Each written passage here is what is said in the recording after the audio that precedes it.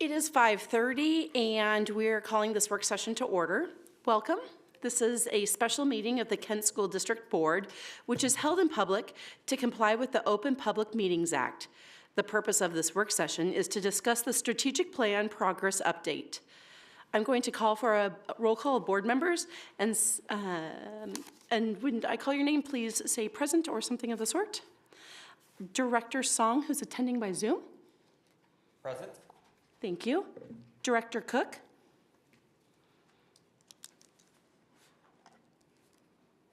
Director Clark. Present. Vice President Farah. Present. And then I'm here today. So welcome everybody, and I call upon Superintendent Vela to take us further. Thank you, President Margell, members of the board. Excited to have my team here tonight to share with you our strategic plan implementation to date, kind of our mid-year review. Just to give you a little bit more background on kind of where we've been together as a board superintendent governance team. The adoption of our strategic plan, obviously in June of last year.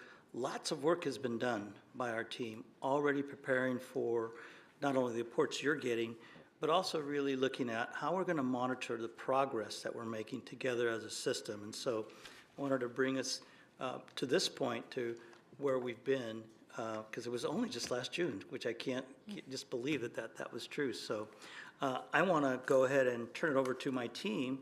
I think it's going to be, who would be? Dr. Berenger? I'll give it over to Joelle. How's that? Thank you, and good evening, President Margell, members of the board, Superintendent Vela, Ms. Curry, Ms. Santello, and KSD community. Thank you for your time this evening. Excited to share yet another update on the progress of our implementation and the impact of the work that we're doing in year one of implementation of our strategic plan. All right, so as we like to do with these presentations, just to ground us in the stages of work that we have engaged in so far and where we're heading. So we came from the creation of our strategic plan in this last year with adoption, as Superintendent Vela mentioned, this past June. And so as we get into now the work of implementation and evaluation, these aspects will go together hand in hand. And so as we do more, we're learning more, we're adjusting and continuously improving how we're approaching this work and the strategies that we're undertaking to support our students.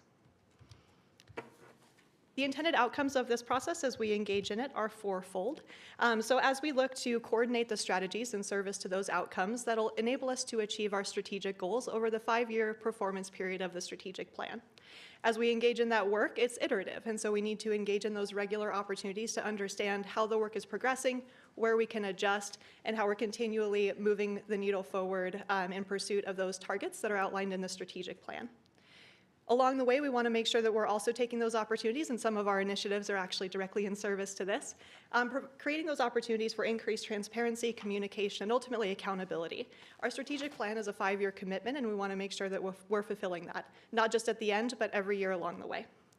And enabling us moving forward is our drive with strategic plan implementation to live and achieve systems coherence. So you might recall from some of our prior presentations that in the 4 goal areas we have 12 different priority initiatives in this year. And some of this work is not just a 1-year initiative, that we're really trying to set the stage for the work to come and the key structures and processes that will help us get there. And so of these 12 initiatives, we have 3 different update periods, and then a 4th being the annual report. We've talked about some of those timelines, and we'll revisit that at the end of our presentation as well. But in our updates so far, you've heard from some of these teams. You've heard from our one team within each goal area thus far, and we intend to continue that commitment, with our focus this evening being on the 3 you see illuminated there. You might ask, well, there's a 4th that we're missing, and there's actually a work session that's upcoming in March on the 26th that'll focus specifically on the partnership with the City of Kent and the STEM and CTE partnerships work. So you'll be hearing from 3 groups tonight, which will be in Goal 2, our evaluation of partnerships, providing mental health services to students. In Goal 3, enhancing and coherence around internal communication protocols for school and central office teams. And finally, Goal 4, creating inclusive spaces as classrooms and schools in partnership with our Equity Council.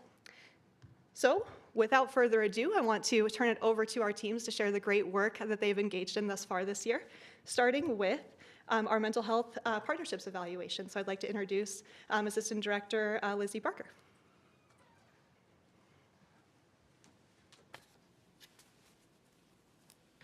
Thanks, Joelle.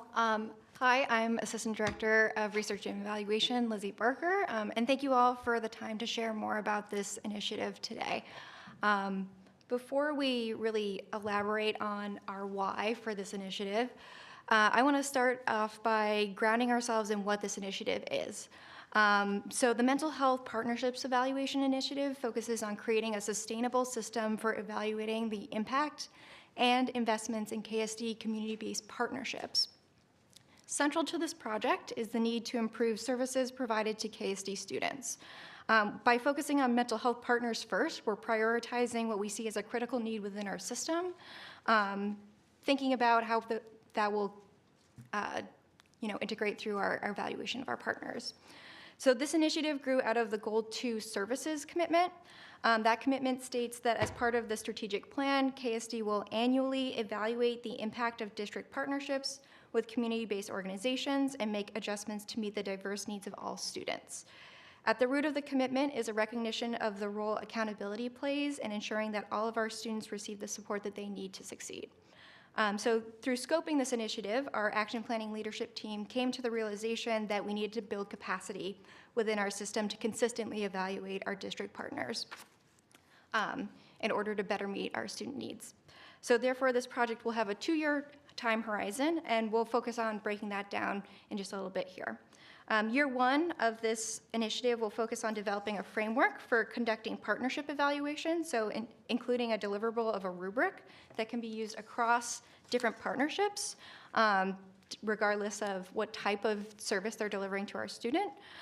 And year 2 will focus on applying the evaluation rubric to one of our district mental health services partners. Because there is that critical need to evaluate and provide meaningful mental health services to our students, though, year 1 will also include a deliverable that focuses on a landscape analysis of district mental health partners conducted by my team, the research and evaluation team. This analysis will map out characteristics of district partners, identify a potential partner for our year 2 evaluation, and probably also surface needs within our system as well. All right, so let's dive into the why and the why now in particular. So at the root of this initiative is our commitment as a district to supporting students' health and well-being.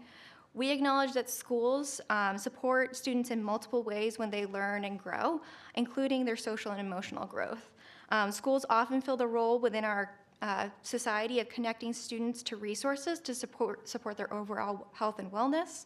And given that reality and the other ongoing impacts of the global pandemic, social unrest, and wider systemic and personal pressures on students, we recognize that mental health services are needed now more than ever, and strategic investments in mental health services are more important now than they've ever been before. So it's important for us to prioritize effective partnerships for our students to ensure that the investments that we're making are actually getting students the help that they need. So by evaluating district mental health partners, we recognize that that's one action that we can take as a system to ensure that we're supporting students' well-being within our schools. The actions that we'll take to evaluate mental health partners can also be expanded to other services too, so that's why we wanted to focus on creating time or taking time in this first year to make a flexible evaluation system that could be applied to other different types of service providers that we partner with.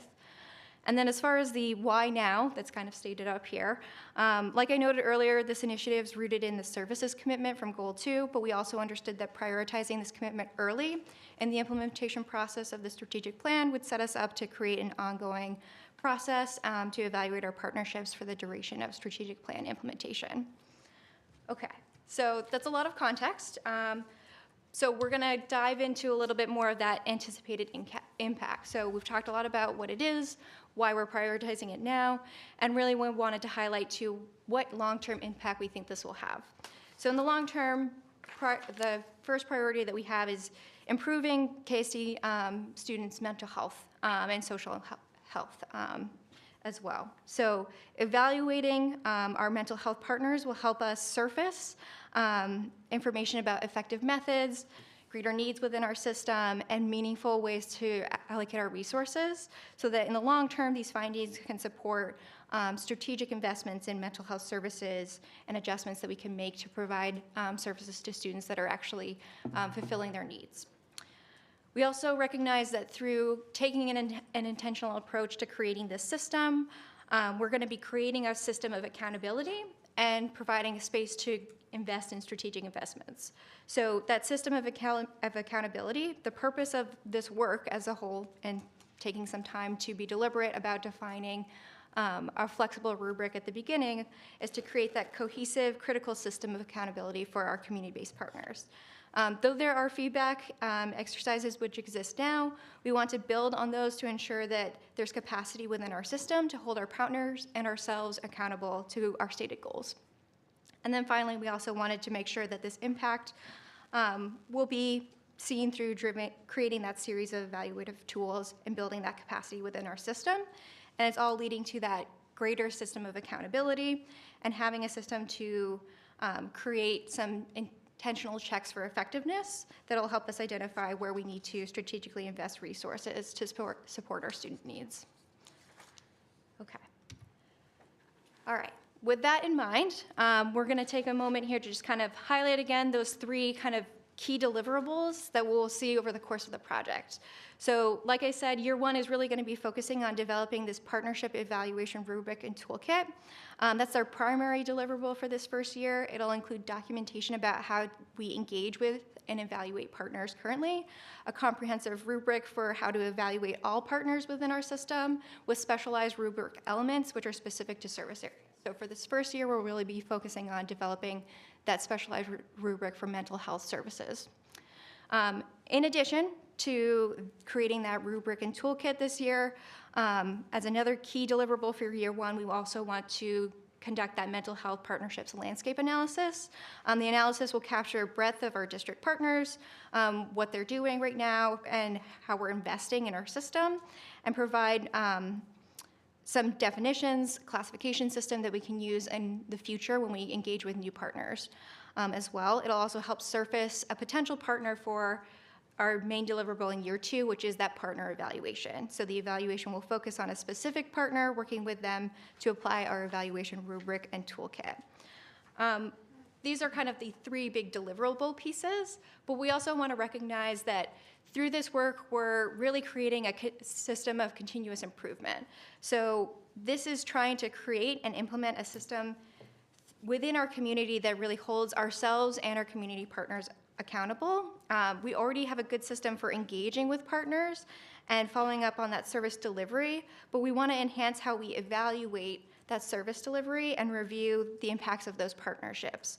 The whole idea behind that is to make sure that we are investing strategically and learning and growing as a system and making sure that those investments are meaningfully supporting our students in the long run.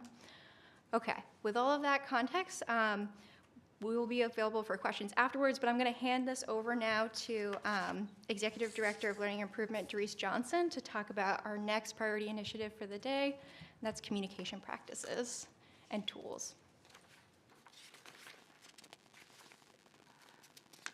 Thank you. Good evening. It's my pleasure to be here. Thank you for the opportunity to share this important work with you today. I'm here to talk about our communication practices internally for our schools and throughout our district teams. So why are we doing this initiative? Why are we doing it now? We're thinking about, as we continue to build coherence across our systems, we also have to think about the ways in which we communicate and communicate effectively through how staff receive information between the central office and all the way through the classrooms. And what are the tools that we are currently using?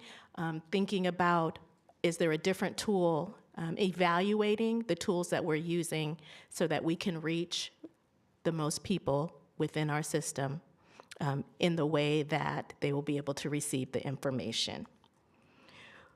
We know that technology moves at a rapid pace, and some of the tools we've been using for a while. And so we need to take the time to do a reeval of our practices and update those. When we think about when we have a clear communication system, we are creating consistency and clarity for our expectations around how we communicate. And if we can do that, you'll see here are all our stakeholders when we're thinking about our team and who we're bringing into the conversation. Our school leaders, the EDLEs, the research team, the communication teams, and teaching and learning.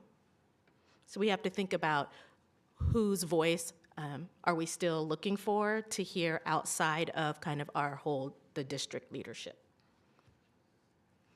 When we do this, if we hold ourselves to consistent expectations, practices, and tools with communication between schools and district teams, then we will increase standardization and efficiency of our information sharing.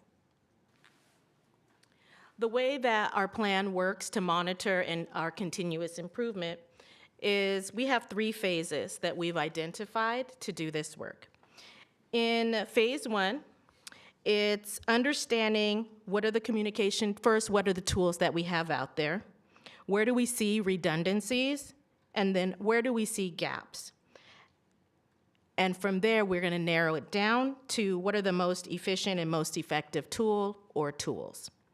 Phase 2 is working on bringing it back to other leaders outside of our main team to get feedback so that we can get recommendations to other departments around communication practices. And then in our last phase is working as an entire team with the central office to improve those tools, ensure that we have training for everyone in the departments that push out communications.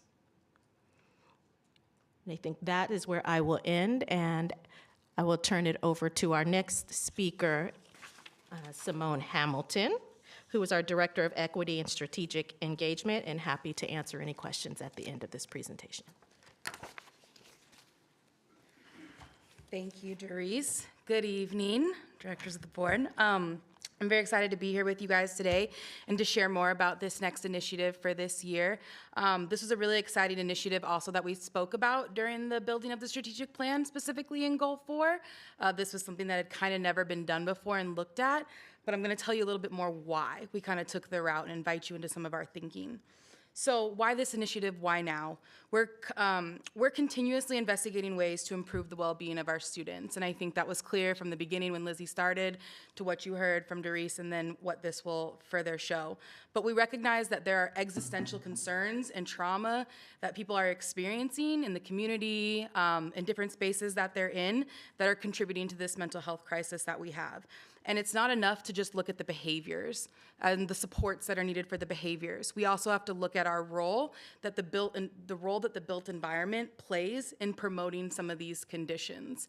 And the way physical space is set up can absolutely encourage and discourage certain behaviors. And we experience that every day. You know, whether you're on a plane or you're in a doctor's office or in the library, you navigate these certain spaces, and there's ways the space is set up that necessitates a certain type of behavior that you engage in. And ideally, that behavior is for your well-being, for your safety, and for the benefit of others and the entire community. And so when we think about the spaces that our students and our staff and our families and our communities are navigating, really asking that question of where are we looking at the role our built environment is playing. If we want to try out these new skills, if we want these new behaviors to be invited in, or we want to stop some, how is our environment conducive to that? And how is it potentially impeding on our ability to do that? So the goal and kind of the focus with this one is to explore the relationship between social emotional learning and our built school environments to develop an evidence-based design guide that informs and cultivates more inclusive environments for our students, families, and staff. And the thinking was that we create a really a visual guide that can be used both in central office and at the school building. I'm sure you've seen on your learning walks or the times that you've done to school visits, there are certain classrooms that you just walk in and you're like, what happened? Like, this is amazing. Like, I would spend every day here.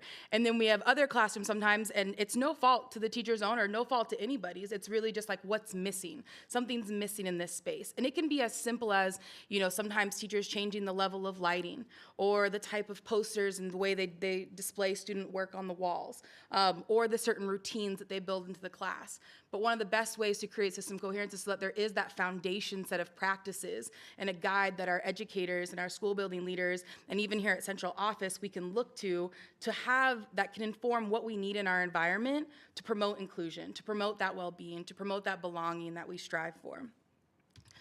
So our anticipated impact around this is that we believe that physical aspects of the school environment can be used as a tool to support instruction and positively impact outcomes associated with the whole student.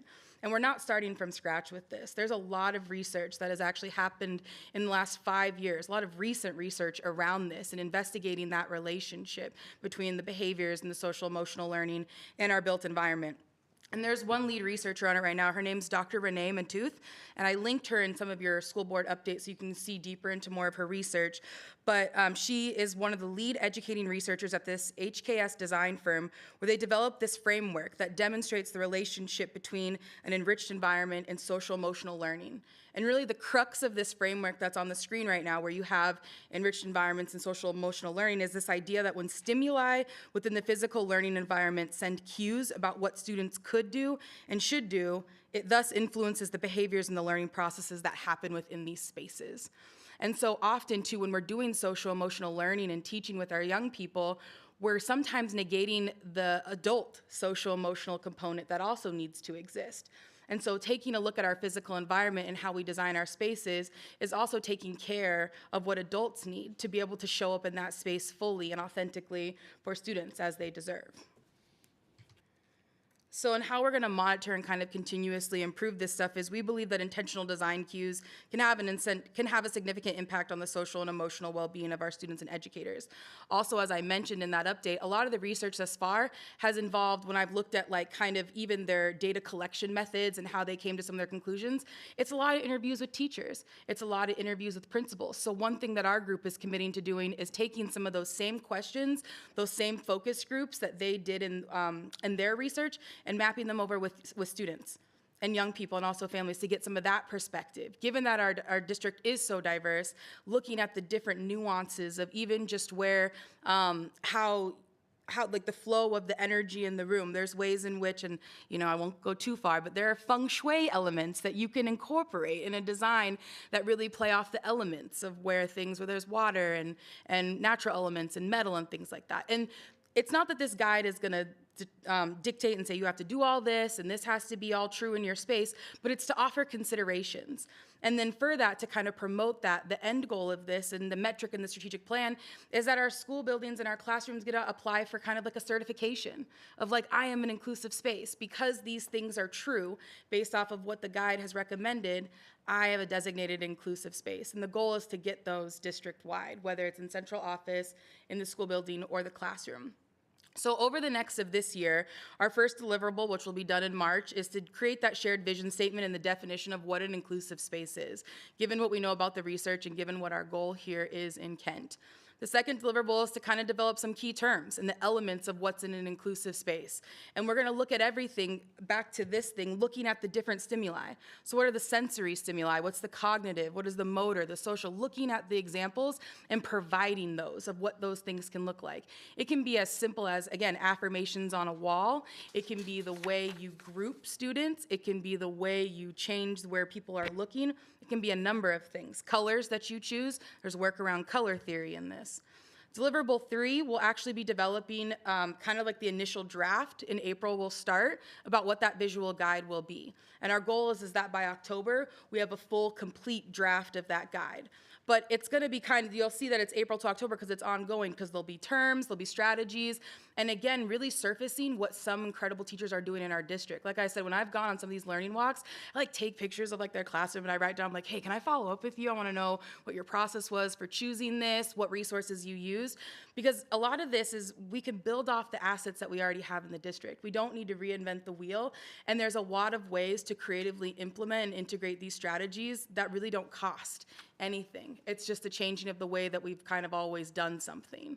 And then lastly, the goal is that by the end of the year, we'll kind of have our first pilot of a criterion process cycle for the outline. So what that will look like if a teacher feels that I feel like I have these elements in my space and I want this designation, just like a building would get like a green designation or whatever, they would kind of fill out maybe a little bit of a criteria of I have this, and then a group of us from Equity Council would come down and observe and learn more about that space. And it's not really like you get a certification or you not sort of a thing, but kind of take the key takeaways from that space, maybe give them that designation, or also say, hey, you're missing these things. These are some things to consider and to try and to improve in this space.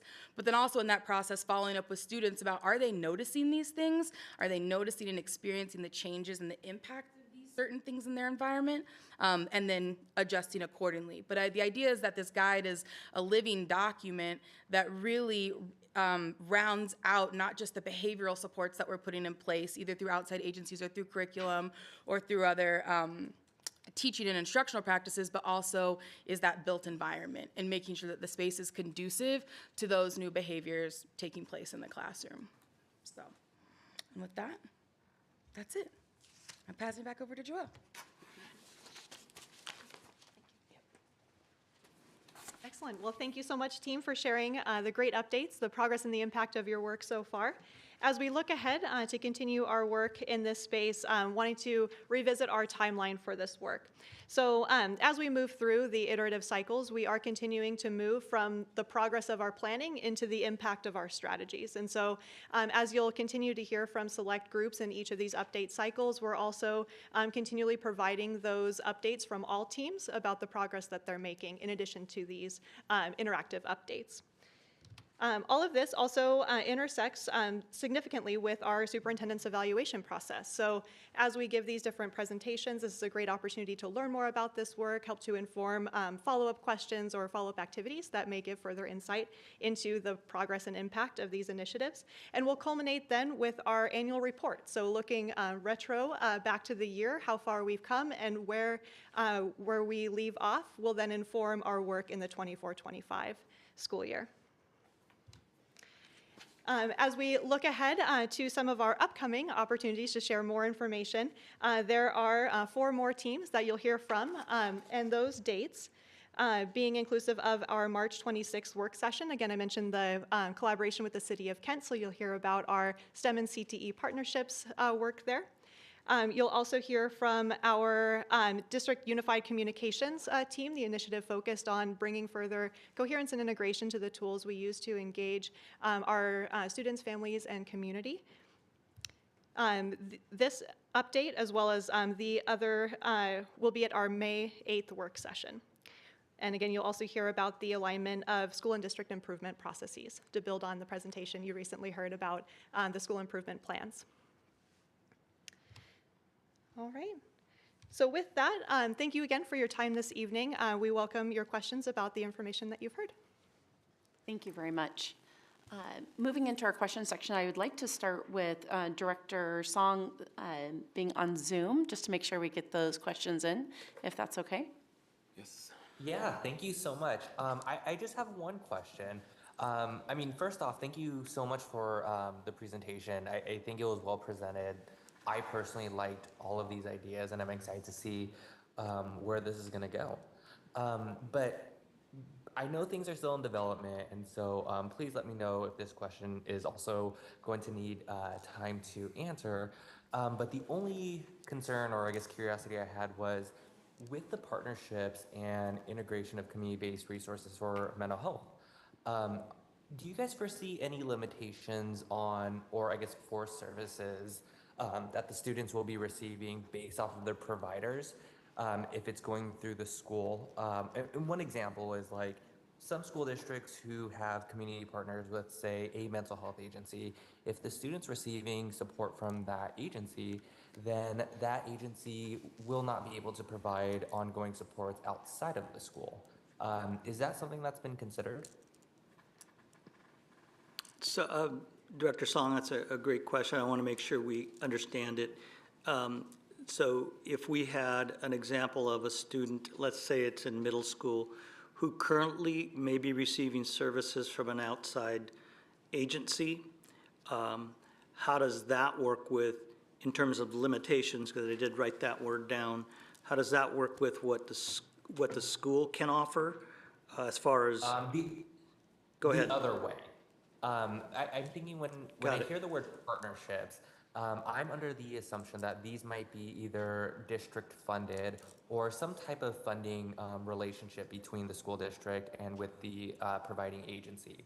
And so with some agencies, like say, let's use Kent Meridian. Say there's a student who's receiving mental health services through a partnership that KSD is help sponsoring or funding. If this student wanted to continue with additional sessions or supports outside of school hours, will that prevent any limitations from them from continuing to utilize either the same provider or the same agency? Got it. So it's the other way around. From the example I gave you, it would not.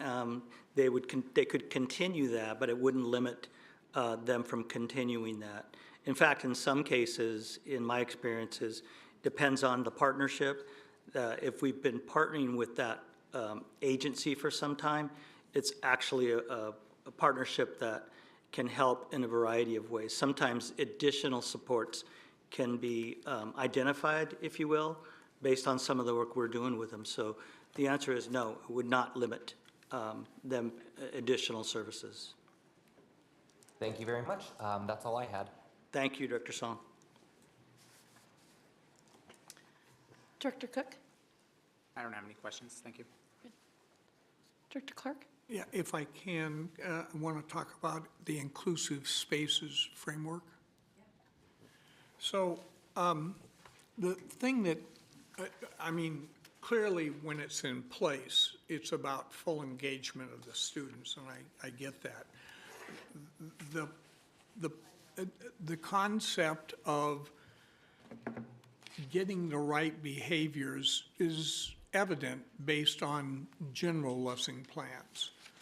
But I guess where I'm stuck is when I go to visit the Kent Laboratory Academy, I mean, it's such an ideal situation because of the easy way to break out from a central point of instruction and then into less respective spaces where, in fact, the goal, which has always been the goal, is student ownership of learning. And I get that, but the trap on it is it takes extensive planning to make that creative process happen day in and day out. And so my big concern is much of this based on the necessary requirement of further training for instructors and instructional aides, because that's a pretty big, wide set of folks to include. And if they're not all holding hands, it's not going to work. So that's my question. No, I appreciate that, Director Clark. I think, again, for clarification is, what I hear you asking and saying is that it's multifaceted. Yes. The approach to establish and maintain an inclusive environment or setting is going to require a number of things, including training in that. I think what we heard today was in the beginning stages of developing that framework, and what are those needs? How can we as a system prepare for those things? At the same time, there are best we know strategies, as you heard today from Ms. Hamilton about sensory as an example, that some students, light is an impact for them, and I use that as just one example. In others, it's as simple as creating a relationship that may be outside of the norm of what is in a school, but looking at what's in their world outside of school. That makes a big difference, what I like to call when they cross the threshold of the classroom door. We need to do as much as we can to learn about their world that they are living in so that we can establish an inclusive environment for them. So I'm not sure if that gets to your answer. No, it's in the range. Great. Thank you.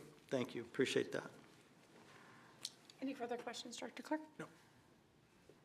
I just we will be getting, you said, 4 other groups coming to that, right?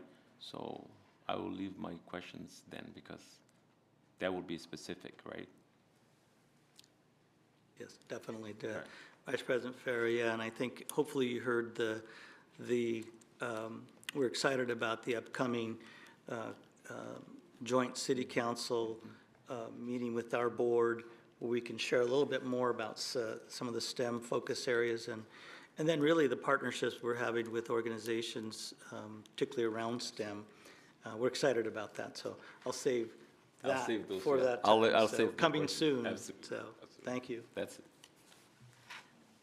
I'd like to continue on, just like, because it's intriguing, not that all of it isn't. But some of this is new information being presented tonight about the learning environments.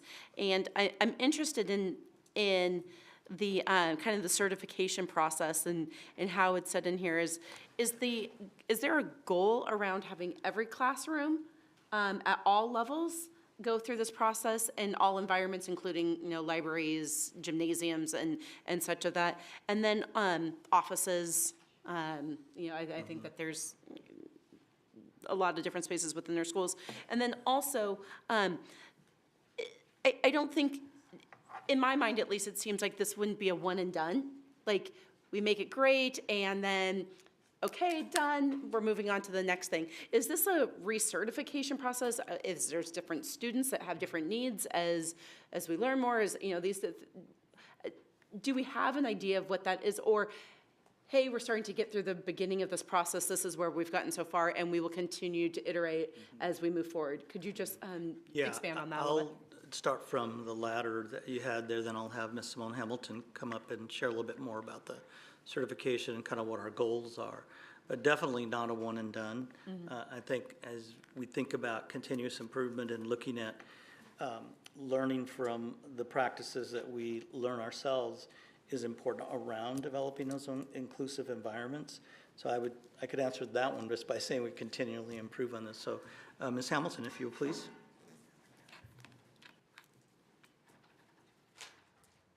Yes, so it's definitely not intended to be a one and done thing. And the idea is that certification kind of invites that baseline understanding of what's in that space. There was also discussion about, setting it up kind of, like in Girl Scouts where like you get your sash and then you can earn different badges for different things.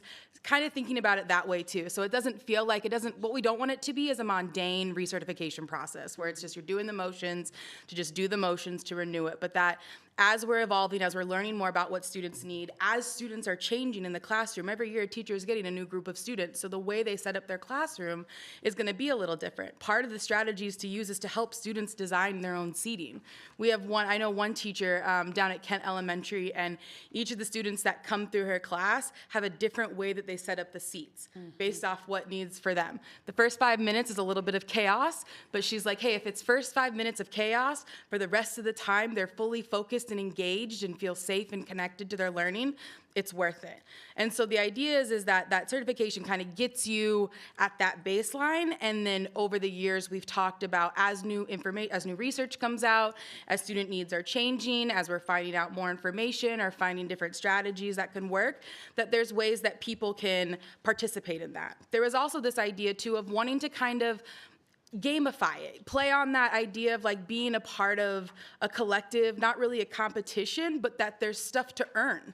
There's ways to earn kind of different, and again, the best thing I can describe it as is what we talked about, like, is Girl Scout badges, of just being able to have certain things in your space and earning those badges. But the first goal is just to get a baseline of everything, a baseline of what's in our spaces. And I think a great example of that is at the elementary school.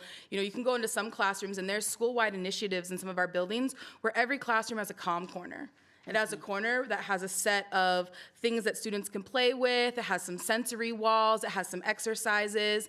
They're positioned by a window if there's a window in the classroom. And that school committed to every teacher building that in their classroom. It looks a little bit different from teacher to teacher based off of what they needed, but the students helped design it, but they have that. But that's not true at all of our schools. Not every school and every classroom in our schools has a place that students know they can go calm down in. Some of our other schools, they have full rooms, like whole Zen rooms that they've built and created because their space has that and allows that. But in a school building that doesn't have that, what could that look like in a different way, either in the classroom or getting creative with some of the other common spaces? So to answer your question, the goal is, yeah, it's not a one and done thing, and that it's constantly iterating. But again, to the certification process, we don't want it to become a mundane thing that people just do for the sake of doing, but that it's inspiring new ways of building spaces for kids to feel connected, and ultimately adults and staff to feel connected too. So what I hear you saying is maybe we probably focus more on the winning, like getting that badge. Yeah, but what sounds like that's more about the collaboration and sharing the best practices amongst the district and making sure that there's good consistency and use of, somebody's great idea. Yeah, because to Tim's point, the goal is not to create extra work for teachers.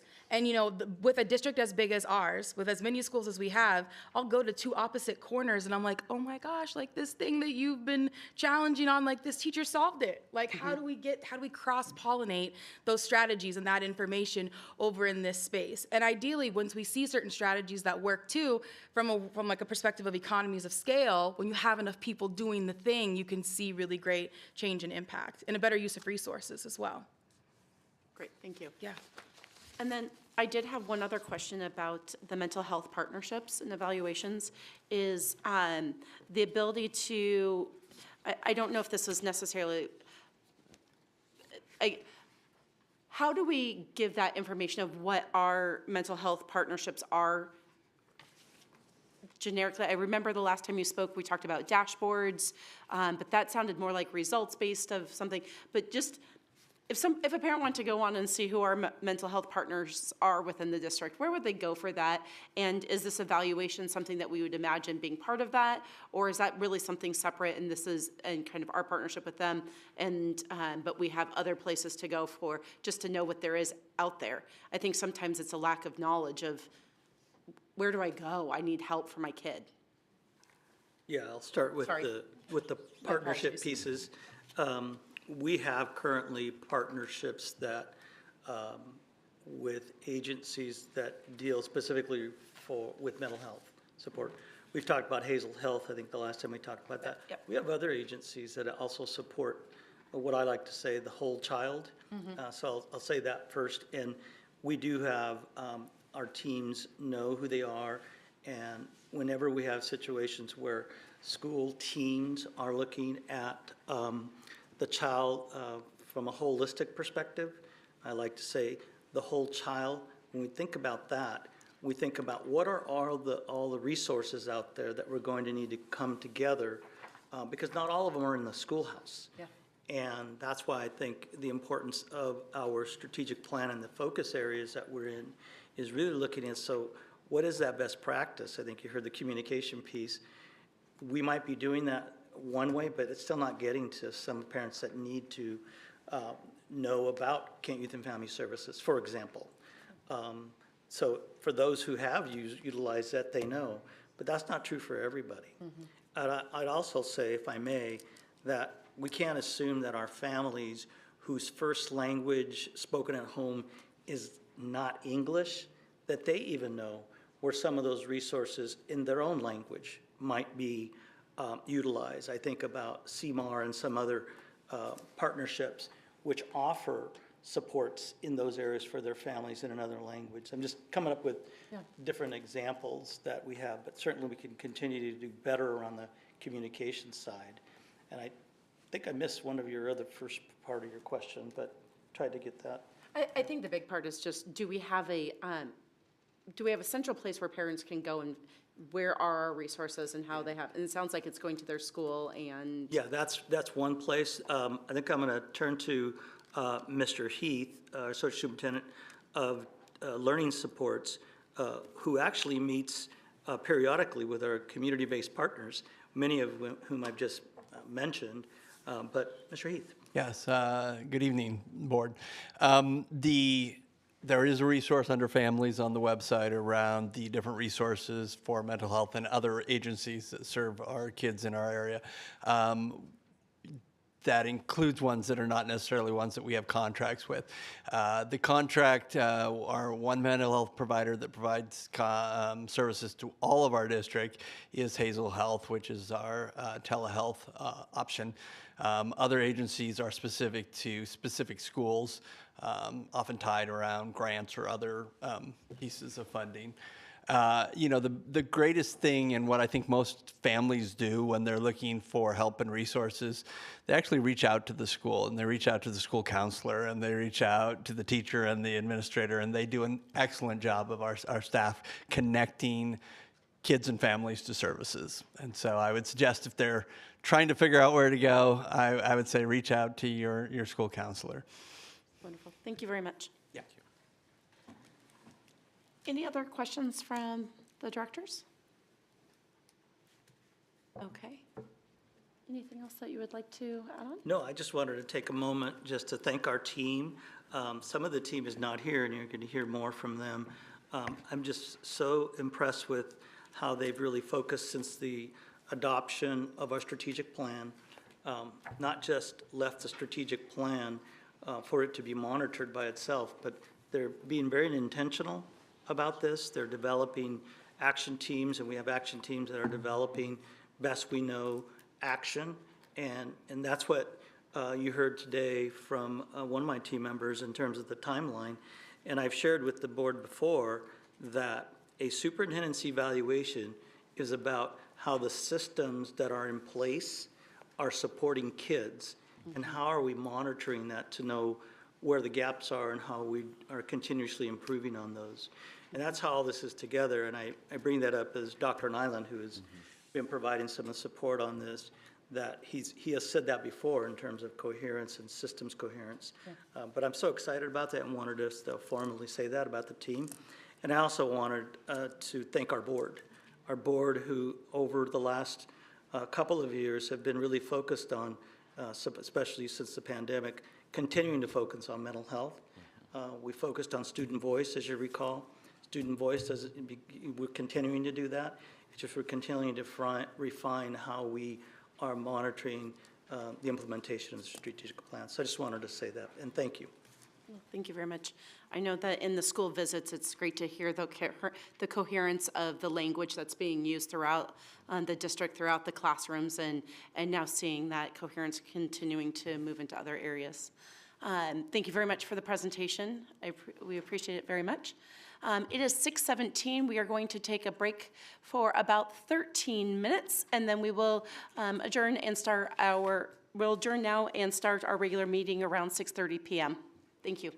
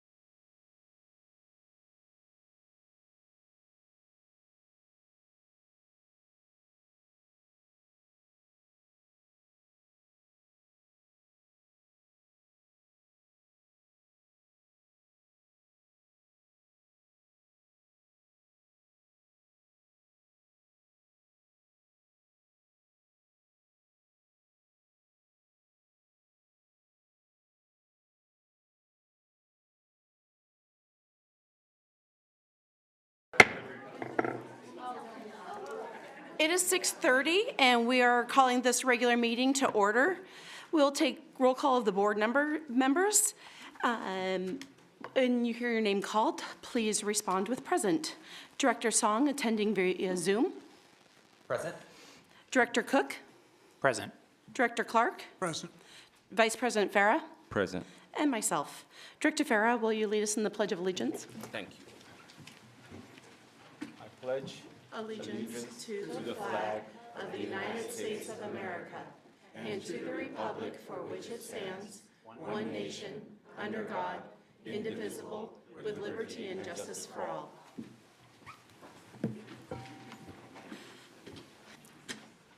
Welcome. We have a full house here today. If there's people who end up joining late, let's get them to the front rows. We still have a couple little seats up there.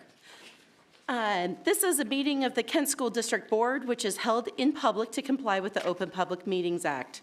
We welcome the public's participation in this board meeting and thank those of you who have come to this meeting and those who are viewing via our live stream. The purpose of a board meeting is for the board to conduct its business in public. During the meeting, the board will listen to, but not respond to, comments from visitors. Whether made verbally in person, verbally on video, or written, comments are limited to a total of one person per regular board meeting. One additional comment per person may be submitted for a public hearing if there is a public hearing on the agenda, of which there is not tonight. All forms of public comment are subject to Chapter 4256 of the RCW Public Records Act. The public may comment at regular board meetings in a manner authorized by state law. All comments must adhere to Policy 1420 and Procedure 1420P.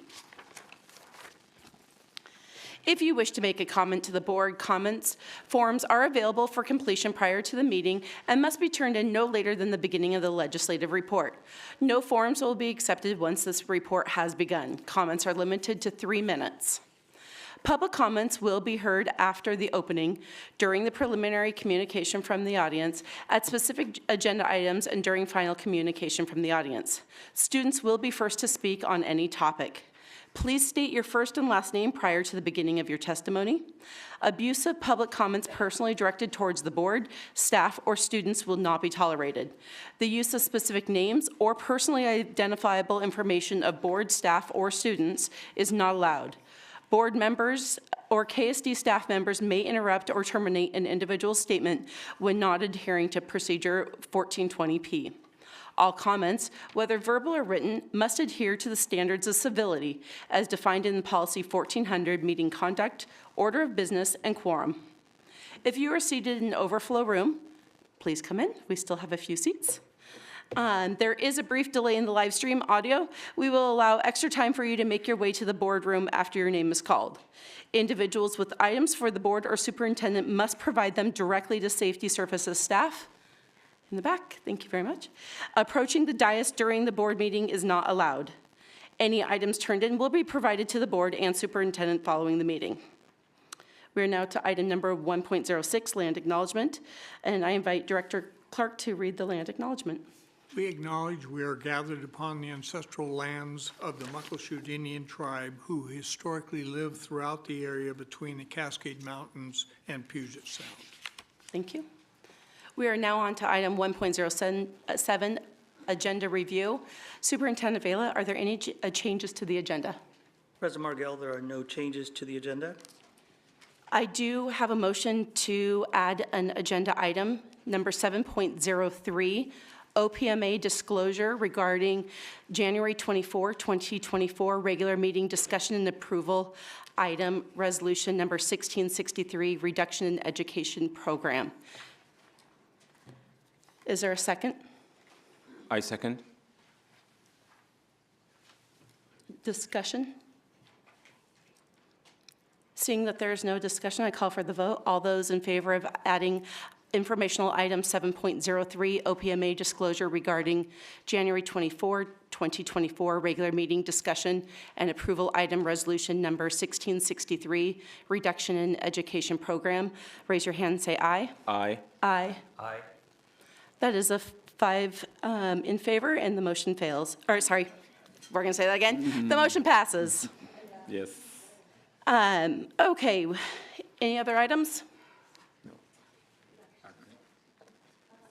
Okay, we move on to item 2.0, preliminary communication from the audience. Coming up.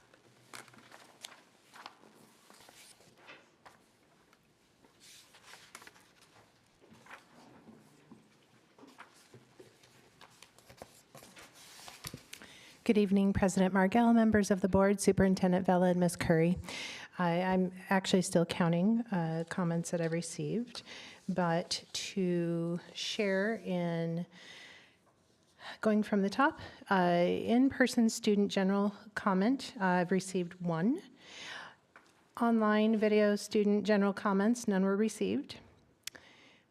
In-person general comments submitted for in-person comment. There are Can you imagine this?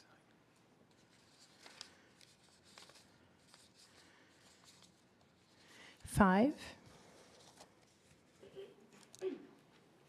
I did receive 1 online video general comment that will be played following those who speak in person, and 1 online comment specific to item 5.07. Written comments that were provided at the dais to you, there were 3.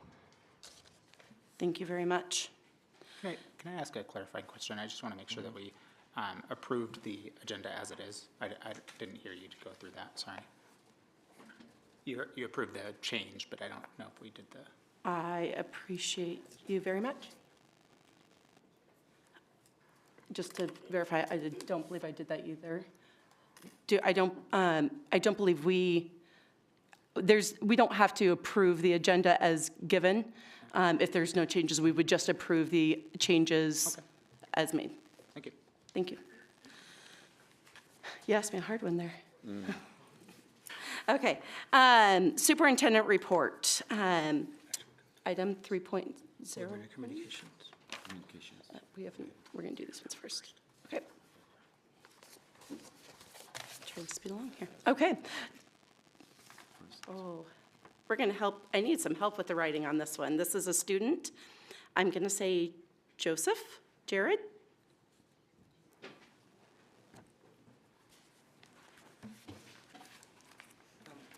Do I speak here? Thank you. My name is Joseph Gerard Moruela. Good morning, members of the audience and school board members. To preface everything, I would like to clearly orate that this statement contains mentions about mental health and bullying. I stand before you all today as a student, a bullying victim, and an advocate for the crestfallen and the downtrodden, and a voice for the silenced. Last year, another student continually kept harassing me with antics that I considered a nuisance at first, but it slowly devolved into continual and relentless harassment. The student did things such as running up to me and taking a photo over my head knowing they didn't have my consent, and running up to me with a group of his peers and making loud, bothersome noises as they passed me by. Another time, the student in question tapped me on the shoulder and intentionally looked at my phone, then ridiculing the fact that I was writing something on my phone to a friend next to them. These encounters and a few more occurred over several months, leading me to view the place students should see as a safe haven as an unfair and unsafe nightmare. Now, as a senior, I stand here before you all to make this proposition that I hope has lasting impact on the district. Educate people on how to stand up to bullying and teach bullies how to become a better person. Ultimately, how we handle bullying moving forward determines how much our actions align with our proposed values of inclusivity, diversity, and kindness. Thank you.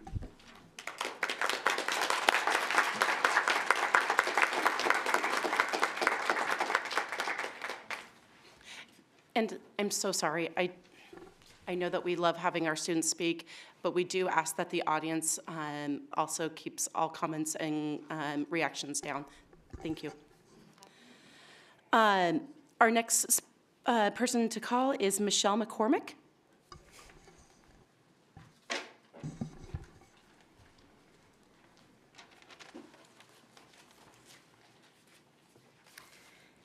Good evening, Superintendent Vela, President Margell, Directors Clark, Farah, Song, and Cook. My name is Michelle McCormick, and I am a parent of a KM graduate and a current KVA Kent Ridge student. 2 weeks ago, I sat in disbelief watching the board meeting from home. I had to rewatch the meeting the next day as I thought it all might have been a dream. But no, much to my dismay, it was a reality. What I witnessed during that meeting was one of the worst displays of dysfunction within an organization that I have ever seen. Healthy organizations should encourage dissenting opinions as a monitoring force that allows the organization to identify problems and issues before they become damaging.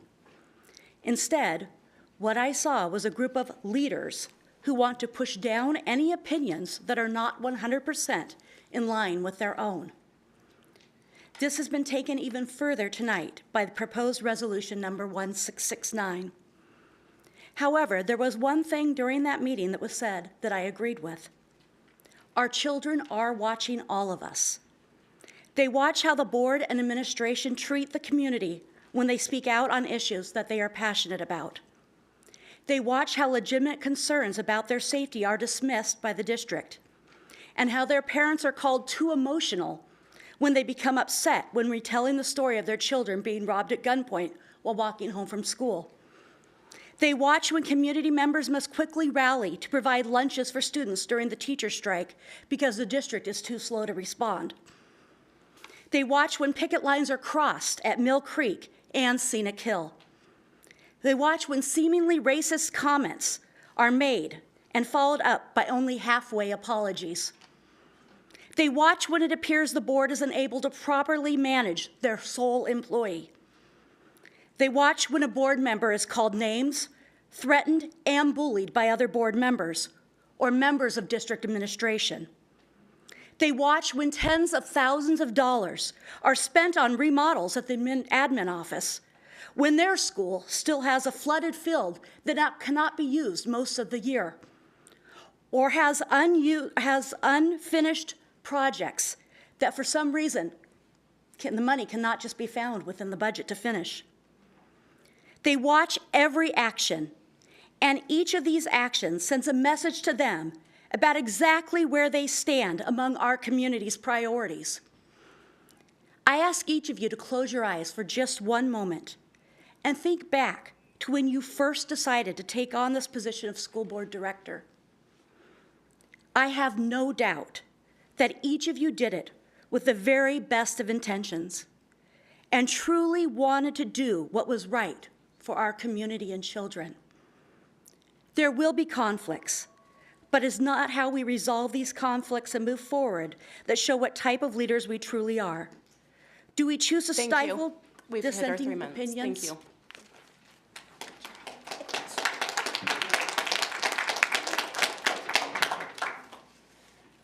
Thank you again. I ask the audience to please respectfully, we don't have reactions. Oh, sorry, I missed one here. Sarah Eldridge. Thank you, Sarah.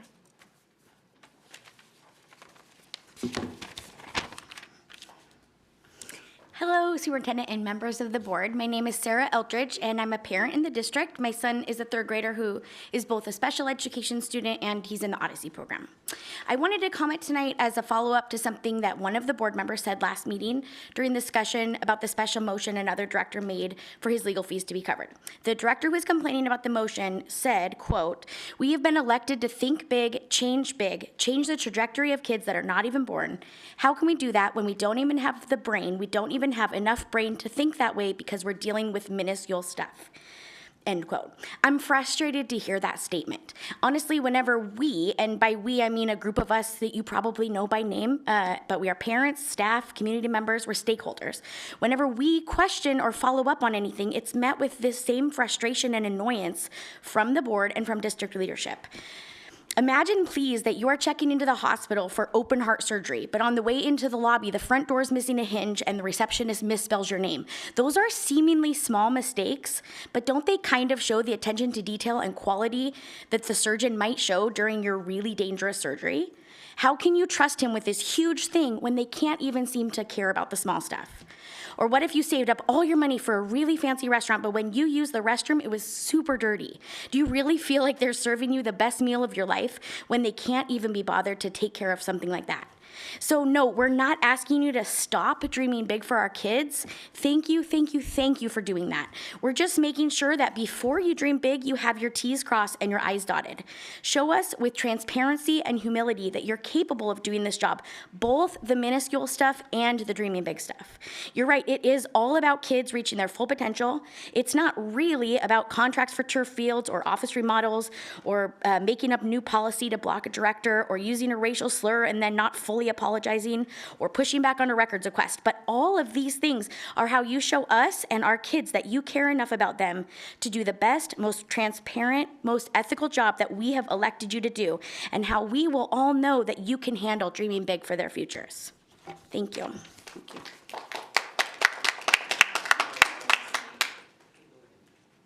Is Nicole Mulder?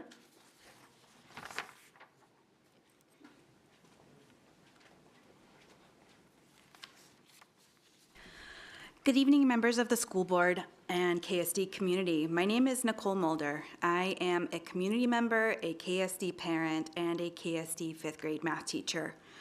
Originally, my intent was to come and speak in opposition to resolution number 1669, but this week is conference week, and there is another thing that has come to my attention, and I have decided to keep my focus on the students tonight. So I'd like to address the decision to require families to access report cards online via Skyward instead of printing them out and sending them home with students or mailing them home. My team has had about 60 conferences so far this week, so I'm a little exhausted. I hope I don't trip over my words. Conferences are tough, and I have 75 of them this week.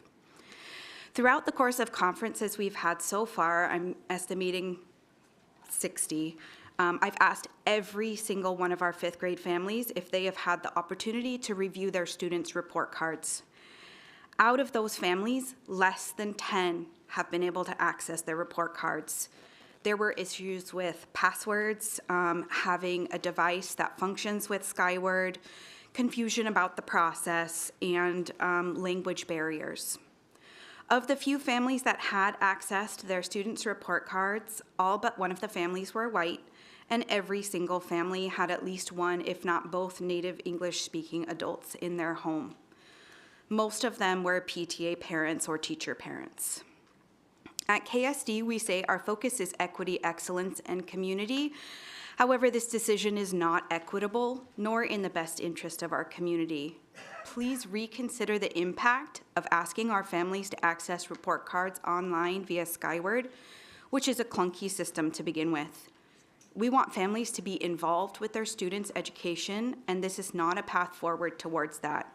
It's another barrier that pushes our families further away from their students' education. I understand the decision may have been with the intent of saving money. I heard somewhere $50,000, and I appreciate the importance of fiscal responsibility. However, I urge the board and the school district to reconsider this approach. The cost savings should not come at the expense of families' ability to engage with their children's education. As we move forward, I strongly encourage the school district to consider reinstating the practice of printing report cards starting from June onwards, and this would ensure that all families, regardless of their access to technology or home language, have equal access to this important information. And next February, it would allow for more meaningful parent-teacher discussions instead of taking the time to show parents how to access report cards. Thank you for your consideration. Thank you. Ron DeLay?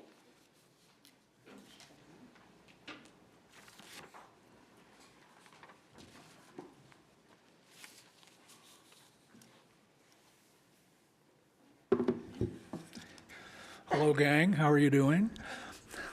My name is Ron DeLay, and I've been in education for a number of years. And for the last, X number, as long as iGrad has been here, I've been at iGrad as a special ed teacher. I'm still there as a special ed teacher. And about 3 weeks ago, I I found an email that showed us a note that said that we are moving to a new space that turns out to be like half the size of our current space. And I thought, well, this is odd, although I will tell you, most of you are new board members, so you don't have a history of the trials that we've had at iGrad over the years. We weren't allowed to have computers for our kids for a while. We had to fight for that. We couldn't have free and reduced lunches for our kids. We didn't have transportation for our kids. And just about every way along every thing we tried, we'd always have some kind of barrier that was, first of all, unnecessary. I'm a former administrator, and I've run several alternative programs, so I know what I'm speaking about. The place that we're going to be moving to is a downsize for us. And without saying so, it means we're going to be downsizing our numbers to save $250,000 for the strip mall we've been in for the last 10 years or so. Fair enough, you want to save money, great, but you don't then downsize and move into a space that's going to require probably easily $250,000 to fix up, to make it even workable for half the number of kids we're going to be able to serve. Secondly, for a district this size, what we are doing is we're shooting ourselves in the feet, because we can easily bring in another $1 million with kids who need to be at an open doors program like we have at iGrad.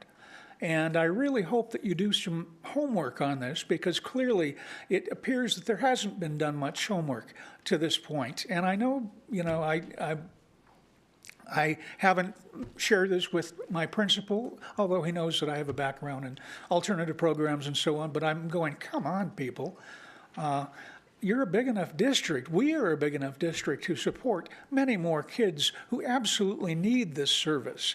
We're one of the few alternative programs that provides GED for credit, for credit recovery, as well as allowing them then to go on to Green River and having us support them until they're 21. But anyway, bottom line. Unfortunately, I do need to end you there. Okay, anyway, bottom line, do some homework on this, would you? The last speaker that I have here right now is for Christy Padilla.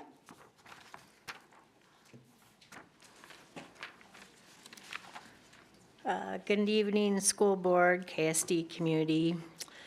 I, like Nicole, came here tonight to speak against Resolution 1669 and its anti-labor impact that it's going to have on KSD. But again, like Nicole, something was brought to my attention, so I'm going to focus on the kids tonight. I come to you as a WA employee, even though I am a community member. And I'm going to follow up on an ask from the last time I spoke up here. Last time I talked to you about the exuberant numbers of plans of support that Kent teachers are on. And I asked you to look into this, especially around teachers of color and inclusive education teachers that our administrators feel need some extra support. Before a principal can non-renew a teacher, they must put teachers on a plan of support. And so, unfortunately, it becomes a checkbox for principals rather than an instructional coaching opportunity. And today, I've learned that many of our inclusive ed teachers are up for non-renewal, as well as many of our teachers of color. So, again, I would ask that you look into this. Especially with our teachers of color, it's a trend that's been going up every year. My concern about the inclusive ed teachers is that there just aren't enough to fill the positions that we have. And we invest in our newer inclusive ed teachers to train them and then to let them go without any real support They don't have enough IAs, there aren't enough mentor teachers. It's a shame.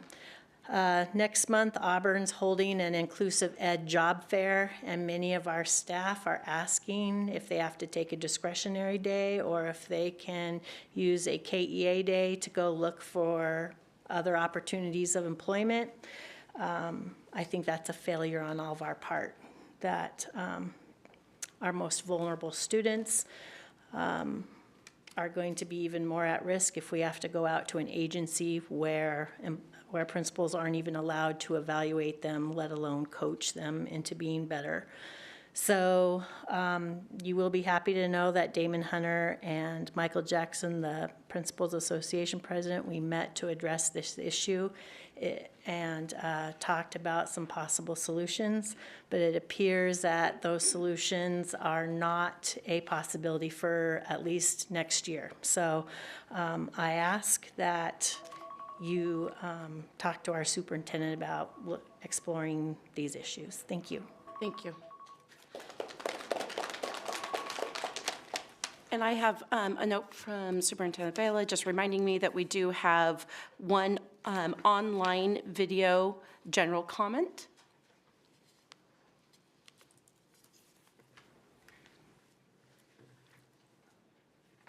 KSD parent and community member. During the last board meeting, Could we start that over? I'm sorry. Comments around Mill Creek student safety. Since then, I have written the school board. Good evening, members of the board. I am here as a KSD parent and community member. During the last board meeting, I was struck by the many emotional comments around Mill Creek student safety. Since then, I have written the school board, district leadership, and city leadership. No one but the mayor has even acknowledged me. I wanted to read into comment my initial email. I am writing after listening to multiple community members' public comments at the 2/14/24 KSD board meeting. Public comments highlighted the dangers Mill Creek students face as they walk to and from school. Student experiences of getting robbed were shared. Many other students' experiences were shared about seeing drug usage, being threatened with various weapons, experiencing attempted robberies, being followed, being made to feel uncomfortable, almost being hit by cars, and more. I can only imagine the long-term mental and emotional toll these experiences will take on Mill Creek student population. These students, as young as 11 years old, are facing extremely dangerous situations daily in order to attend school. What is the district and the city doing separately and together to immediately address this? I believe it necessary to have a public safety forum so community members can share out specific experiences, concerns, and requests to both the city and the district. The KSD school board should also call a work session to shine light on the issues and call for specific district action. This is an emergency and should be treated as such. The community must be able to depend on both the district and the city to enforce and ensure community safety, especially for some of our most vulnerable community members. I look forward to a reply to this email, as well as seeing immediate action to support and protect our KSD students. To date, the community is still waiting to hear from the board on this issue and the district on this issue. When will we see Mill Creek student safety and staff safety prioritized? They need and deserve better. Thank you.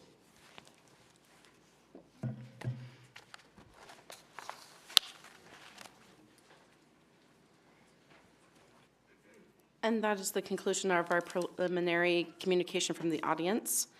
We move on to section 3.01, the superintendent report. And Superintendent Vela. Thank you, President Markville. Last night, or actually this week, on Monday, I attended the Kent Area PTA Council's Reflections Reception Celebration, where 49 student artists from across the district were celebrated.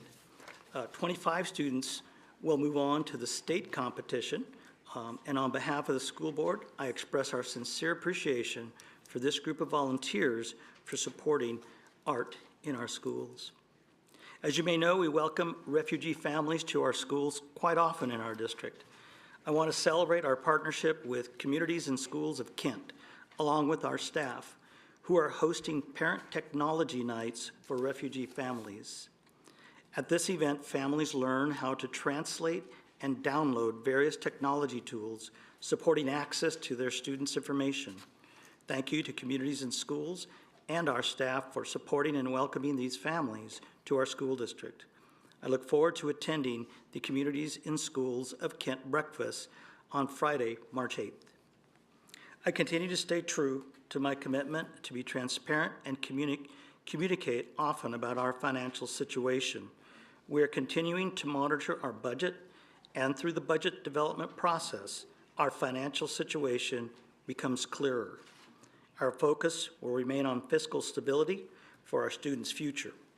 We understand that these budget challenges may cause concern among our staff, students, and parents, but rest assured, we are committed to maintaining a high-quality education for our students.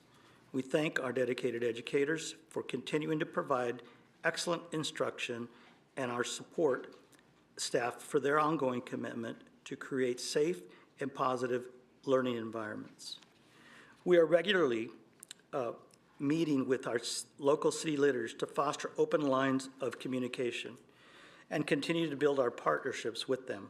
To that end, we have scheduled joint meetings with the Kent City Council and Mayor Ralph and the Covington City Council and Mayor Wagner in March.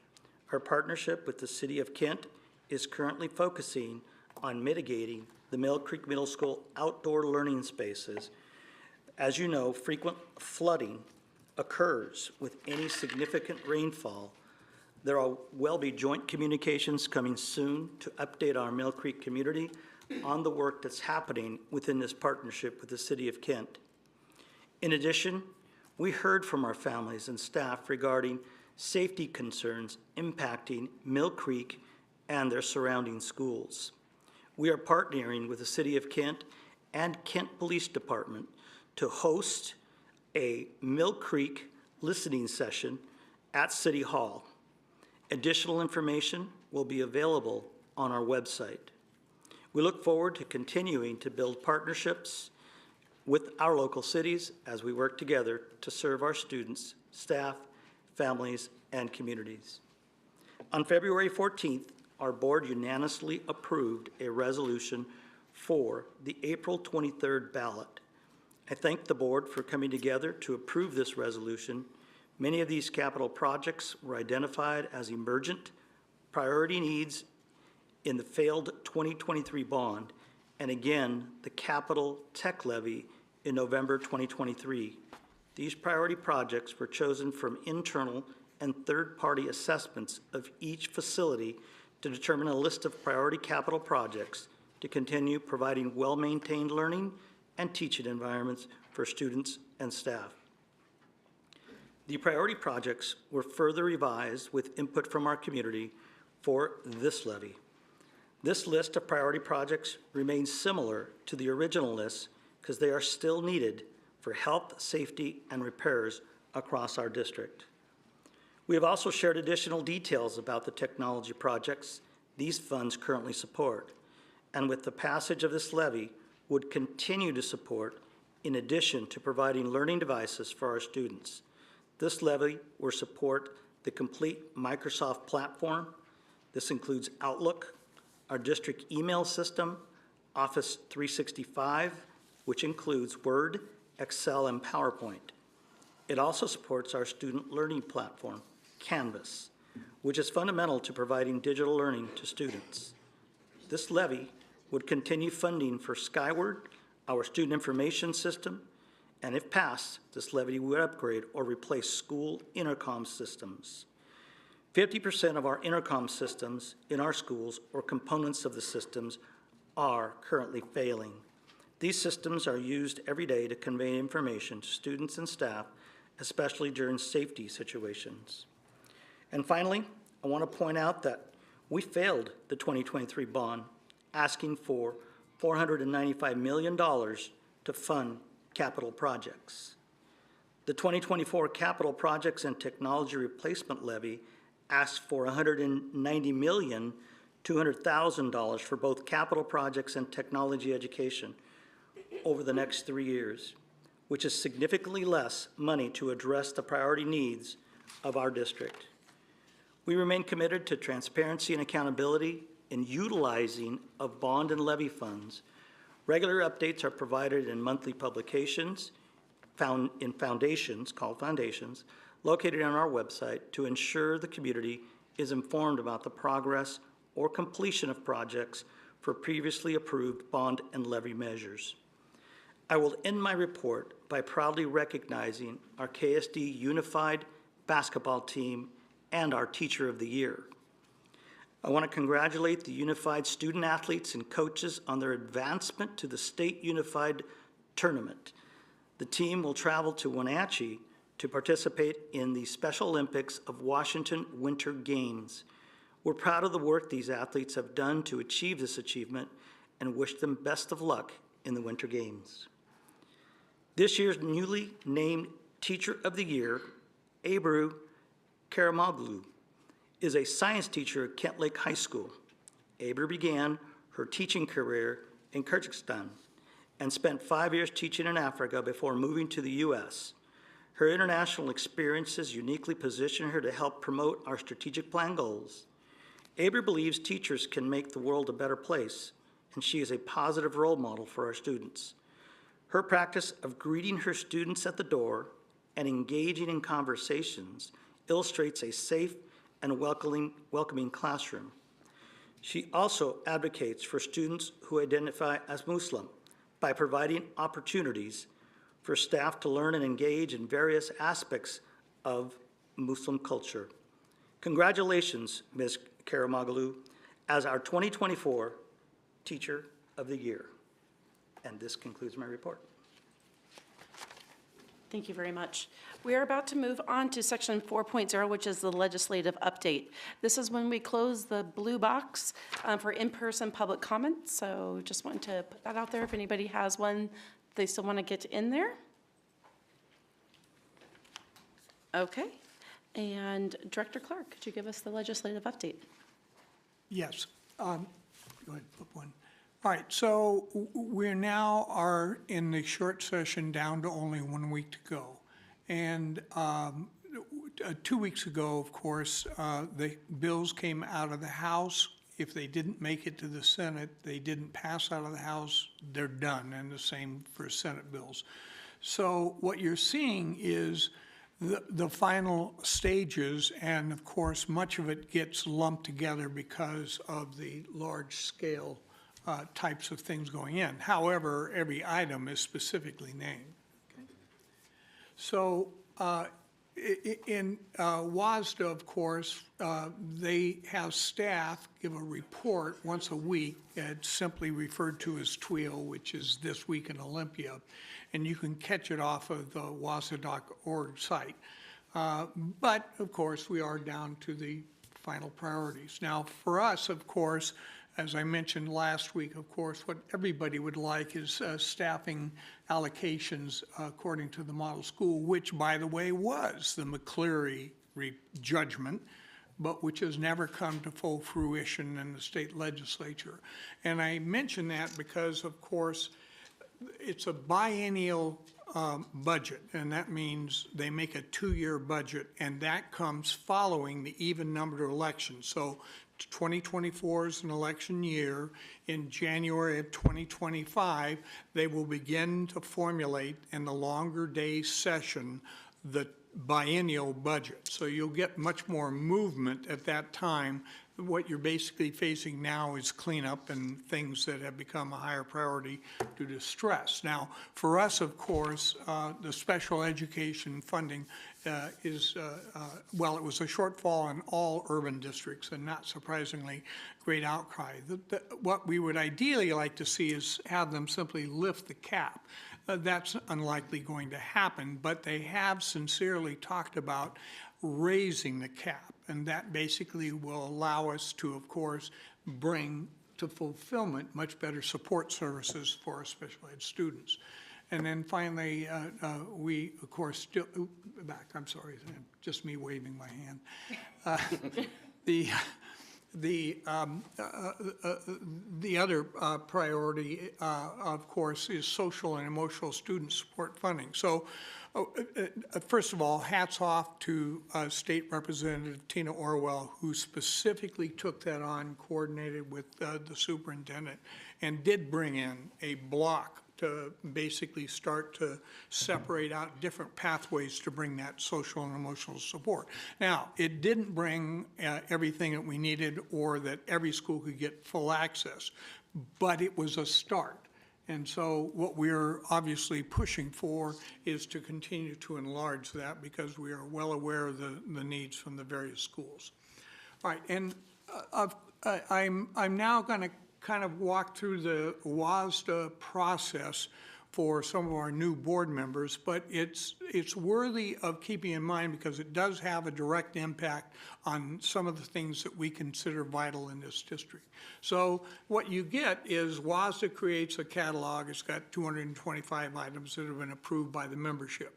Now, some of them are simple, like the simple majority vote in bonds.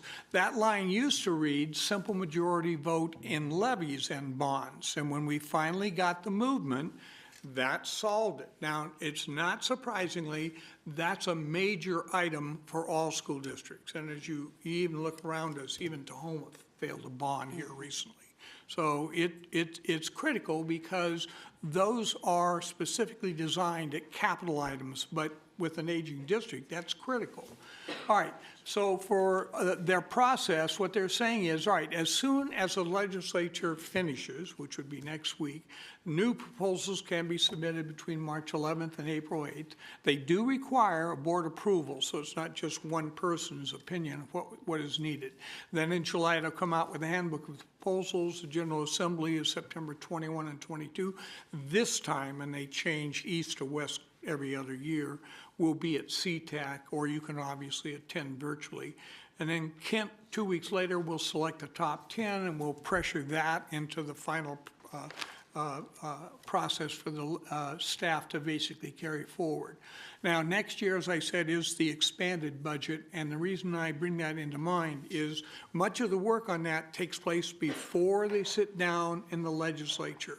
So the first thing is the elections, then they actually begin to make committee assignments, then they have those internal meetings where they talk about what do we generally agree are the top priorities, and then boom, you walk in January and they're off and running. So it sets the stage, and we are a critical part of that. Okay, and I do want to give compliments to the state legislators within the parameters of the Kent School District. In the 47th, of course, it's Representative Stearns and Inneman and State Senator Claudia Kaufman. I'm sorry, I'm just stuck. In the 33rd, clearly it's Representative Tina Orwell, Representative Mia Grayerson, and State Senator Karen Kaiser, and frankly, all of them have been very good for us. Thank you. Thank you, Director Clark. We now move on to Section 5.0, discussion and approval. And I ask the board if there's a motion. I move to approve the first one is 5.01, second reading and approval of policy 2005 school improvement plans. Is there a second? Second. Motion and second has been made, and this item is now open for discussion. I just wanted to point out that when we were talking about this policy, the first time that it was brought to us, we've asked the staff to add, science where it says English language, arts, math, and science. Now that we are intentionally saying science, this speaks to our values and aspirations to make sure that our kids are well-rounded. And so I appreciate that, and we want to continue building for the future citizens of this district. Any other discussion? Hearing none, I will call for the vote. All those in favor say aye and raise your right hand. Aye. Aye. All those opposed say no. Any abstentions? Nick is on mute. He's on Okay. mute. He's on mute. Sorry, Director Song, could I get your vote, please?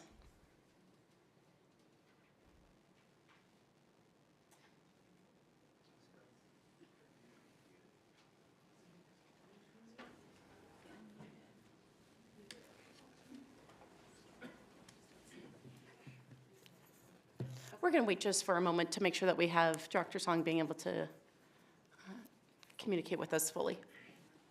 Looks like the chat is open.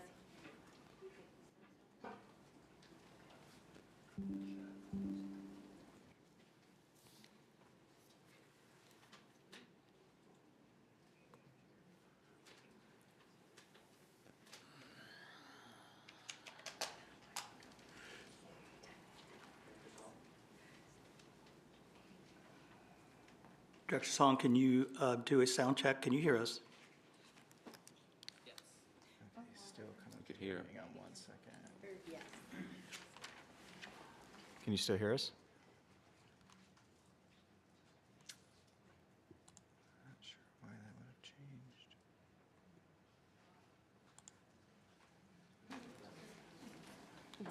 Director Song, could you just say something? I see the thumbs up, even with my glasses on and one eye. Ooh, he's going to dance for us, too. I'm talking. Oh, there There, it is. perfect. Now we hear you. Can you guys Yeah, We now got can you hear now. Thank you. Oh, okay, I'm sorry. I was talking this entire time. I don't know what. Okay, and I'm sorry, was there a discussion that you wanted to add to this? There was not, okay. I wanted to make sure I didn't miss that. So I'm going to go ahead and start the vote over, just to make sure that we can have everybody's vote in here. So all those in favor say aye and raise your right hand. Aye. Okay, that is a 5-0, and the motion passes. Madam Chair, I'll move approval of 502, second reading, and approval of policy 2106, program compliance. Second. Thank you. Hearing a motion and a second, we are now open for discussion.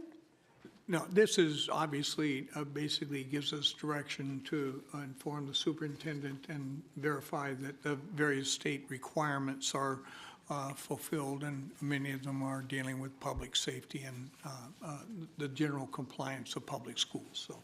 That is correct. Any additional discussion? Hearing none, I will call for the vote. All those in favor say aye and raise your right hand. Aye. Aye. 5-0, the motion passes. I move that we approve 5.03, second reading and approval of policy 3122, excused and unexcused absence. Is there a second? Second. Hearing a motion and a second, we are open for discussion. I had input on this one. I read through it, and for me, the verbiage seems clear about the excused absence portion.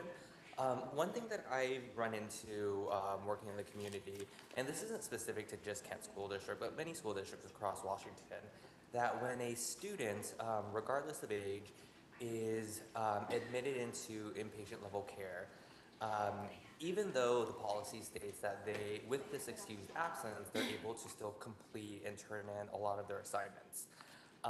One of the things that I have seen many times is that some of our kids may be in inpatient settings or hospitalized settings for 3, 4, 5, 6 months.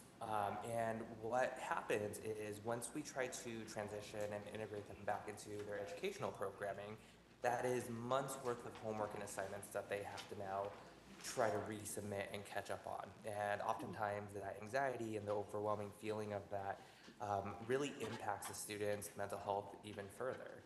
Are there any safeguards or are there any conditions within this that would allow additional flexibility where a student and their family might be able to either petition or gain additional support if it was due to the prolonged absence? Yeah, I'll answer the first part first, Director Song. You bring up a concern and a problem that actually is not just for the Kent School District. That's unfortunately true in many districts, not only in this state, but across the country. But I'm going to answer first with this policy. It allows for us to be able to have the flexibility, as you shared, you read through it. But the answer to your question is yeah. Our schools, as they do intake with our students for enrollment, whether it's been a student that's left our district for some time or has just returned, our intake teams do allow for that flexibility, especially if it wasn't due through, it was uncontrolled by them. We have illnesses many times. As you shared, there are other reasons that we could have prolonged absences. So in short, definitely excused based on the policy and the situation. And then secondly, we do have that flexibility. Thank you very much. If I may, I think it's a very good question and point that's brought up by Director Song on this one. So could you expand a little bit more? So if somebody is out for, let's say, 6 months, and we have the flexibility, but is there a consistency throughout? So let's say one high school or even one teacher within the same high school says, yes, you can do it, but you have 3 weeks. The other one's, no, we'll pare it down to that. I mean, I can think of a plethora of different ways that would be handled. How is there a policy, or how does that look, or the procedure for following the policy of being able to? Yeah, what does it actually look like in practice? So an office that deals with that quite a bit is our Student Family Support Services. So I'm going to have our Associate Superintendent of Learning Supports, Mr. Heath, to share a little bit more about some specifics to kind of give you an idea of what that might look like and sound like. Absolutely. And yes, this is something that occurs in a district our size on, I wouldn't say a frequent basis, but it does occur. The policies protects the fact that these are definitely excused absences, and so each is taken by case basis. And not all, sometimes they are in hospitals in which educational services are actually available, and then you transfer over the enrollment to those scenarios. Some facilities don't have that.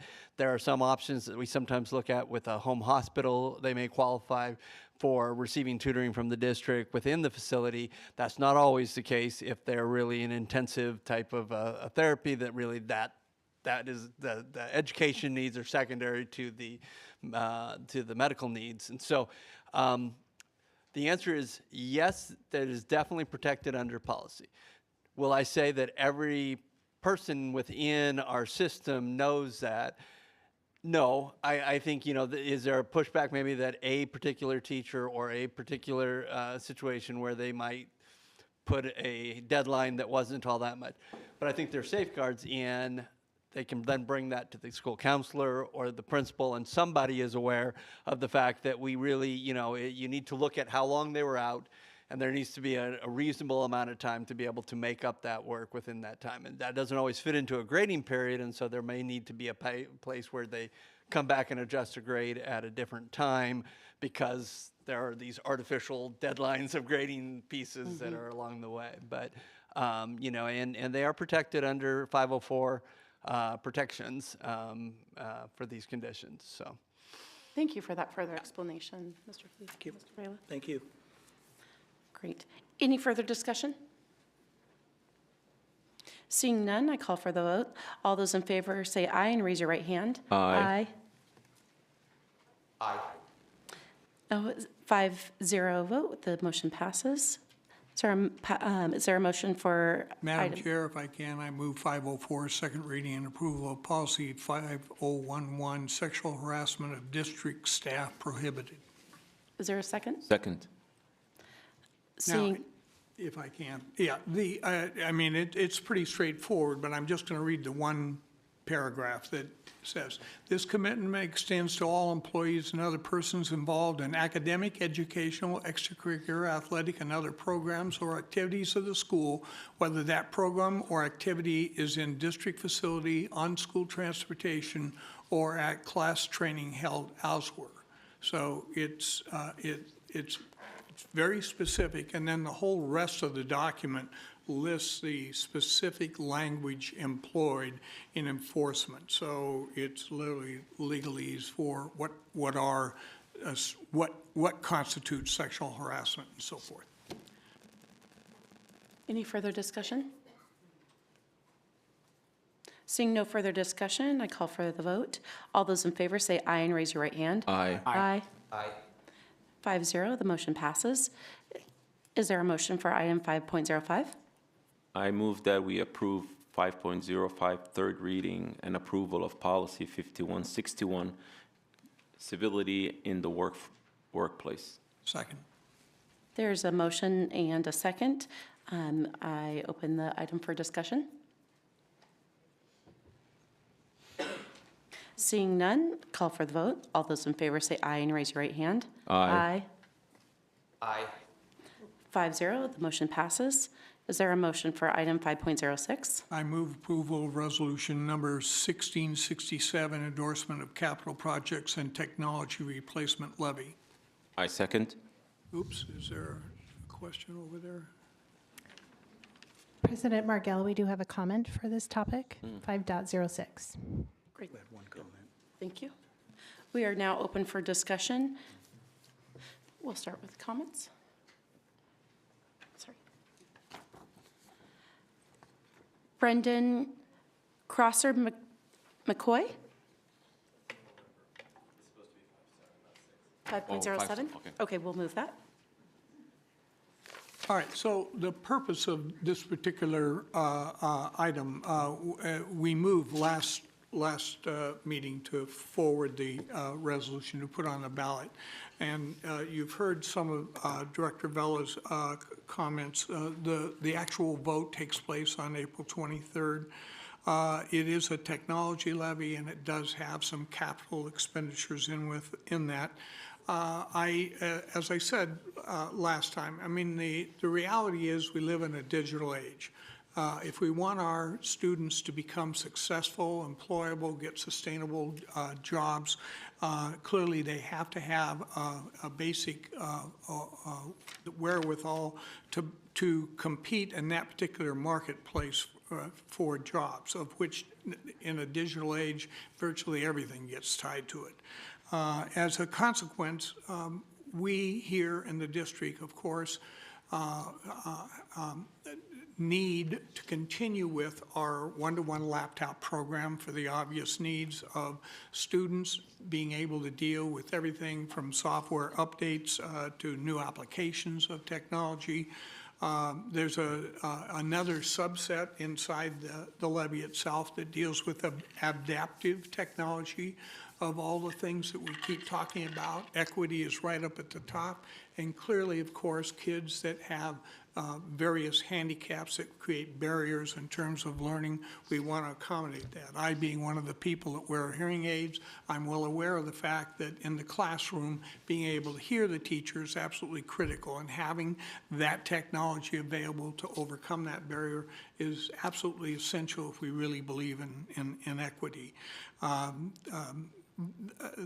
You heard the superintendent also mention, of course, as Microsoft continues its upgrades and goes to Office 365, the familiarity with that particular type of software application, and of course the ability to get updates for staff to basically utilize that in their programs is all part of it. Hidden within that technology levy, for instance, is software licensing, some purchase of new technology. There's even some staffing in there that specifically would then be created and be given a 3-year financial support for it. I don't want to dismiss that there is some capital items in that. As the superintendent mentioned, it's $190 million worth over a 3-year period. that doesn't begin to address all of the needs we have, but we have to get into a prioritization process. And right now, we are faced with some really aging infrastructure. And I won't go into that. I won't bore you with it, but that's my point. Thank you. Any further discussion? Seeing none, I call for the vote. All those in favor say aye and raise your right hand. Aye. Aye. That is a 5-0 vote, and the motion passes. Is there a motion for item number 5.07? I move that we approve resolution number 1669, a resolution of Kent School District number 415 relating to the school board proceedings, creating a labor policy committee of the board, appointing the initial members of the delegating authority, and providing the related matters. Second. We, seeing a motion in a second, we're open for discussion. I was presented from the superintendent that we have 13 in-person comments and 1 video comment. We will start with the in-person comments. I do want to remind our audience that each community member is allowed to have 1 comment per meeting. And so anybody that has already made a comment in a prior section, either an open comment or on this other section, that's limited to the 1 comment. So, Layla Jones, you can kick us off.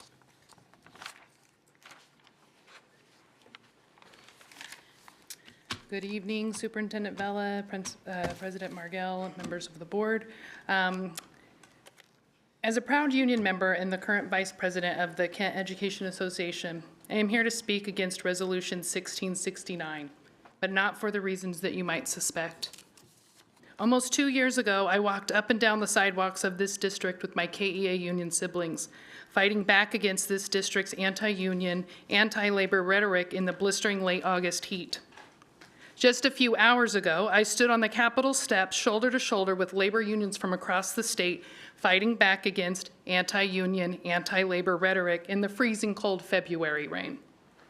But why tell you this? Well, you see, I am KEA, but I am, and I always will be, labor first, and this resolution is anti-labor. To explicitly call out Director Cook because of perceived and predetermined conflicts of interest is disingenuous.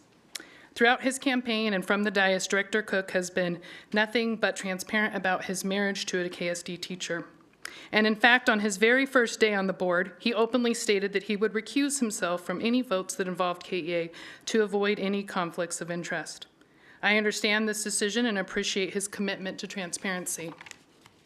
I can accept that he will not weigh in on anything regarding KEA, but I cannot accept that this board would block him from making decisions regarding the other KSD labor groups.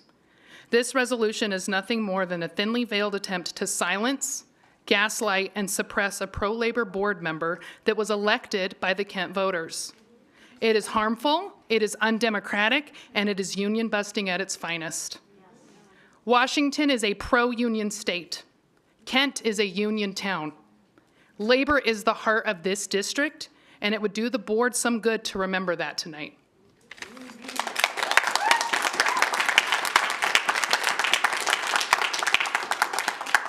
Do remind the audience that we need to have quiet after the comments. Unfortunately, if we're unable to do that, we are going to have to clear the.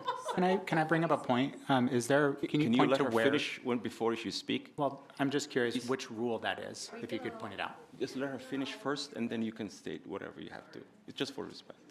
I'm embarrassed for the children. 2 weeks ago. I'm ashamed. We do this as a matter of decorum to make sure that as these items and the comments that are not specifically on the agenda, that we are being fair to all of our people who are commenting. So we don't boo, we don't clap, and we do it so that there is equity in response to everybody. So we ask, and this is, as the board director, this is what I'm asking for. I'm just curious where the policy is for that. We can show you the decorum. Sure. Where is it? You read it. You read it. 1400. It's on, And at the beginning of the statement, so. it's right here. Okay, we move to the next speaker. Suzanne Kraus.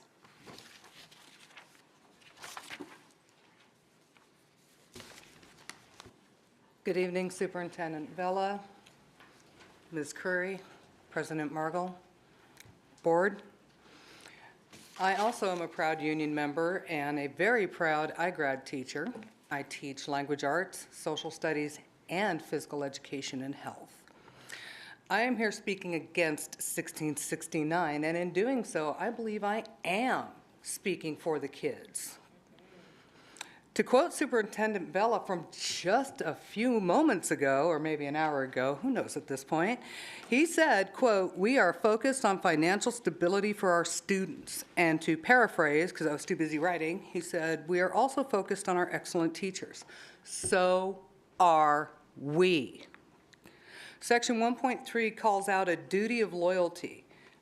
I would ask, why should supporting students and teachers be divisive? Excellent teachers and providing students with what they need, the things that we fight for as a union, is what makes our district better.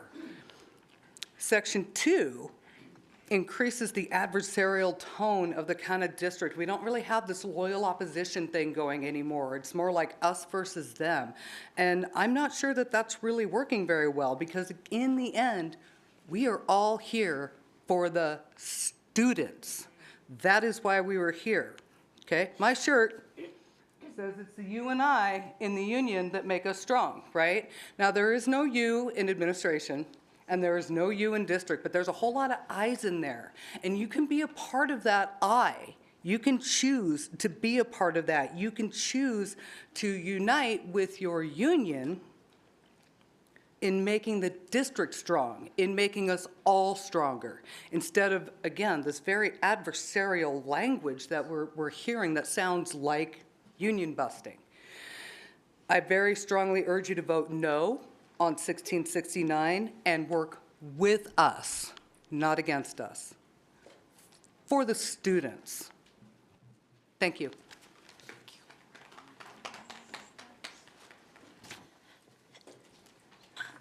Our next person is Duncan McManus.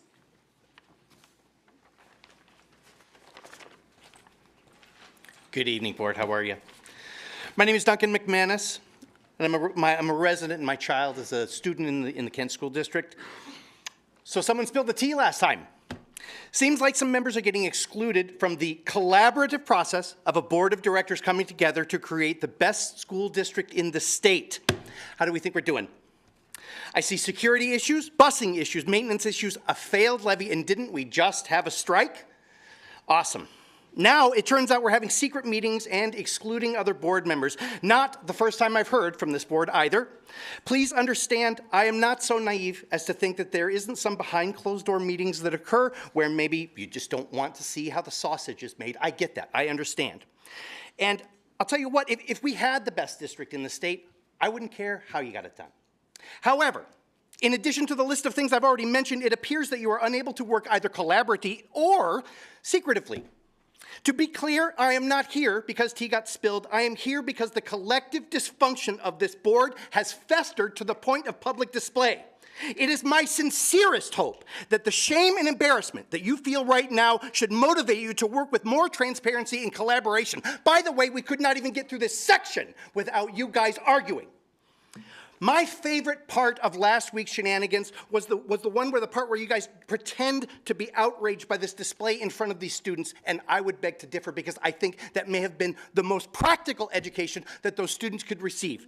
As you can see, kids, here's how the grown-ups do it.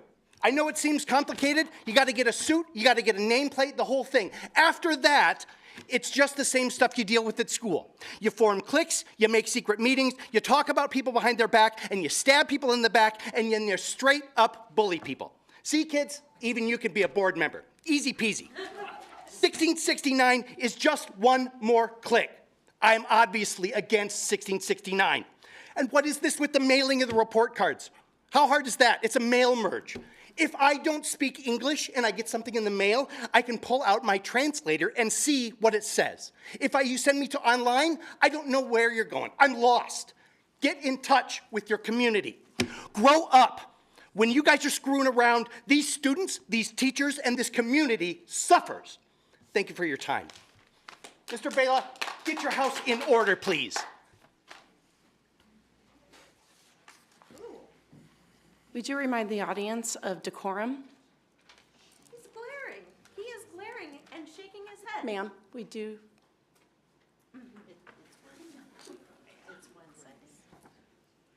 Michelle Bettinger? I oppose Resolution 1669. This resolution isn't really about code of ethics law or potential breaches of duty.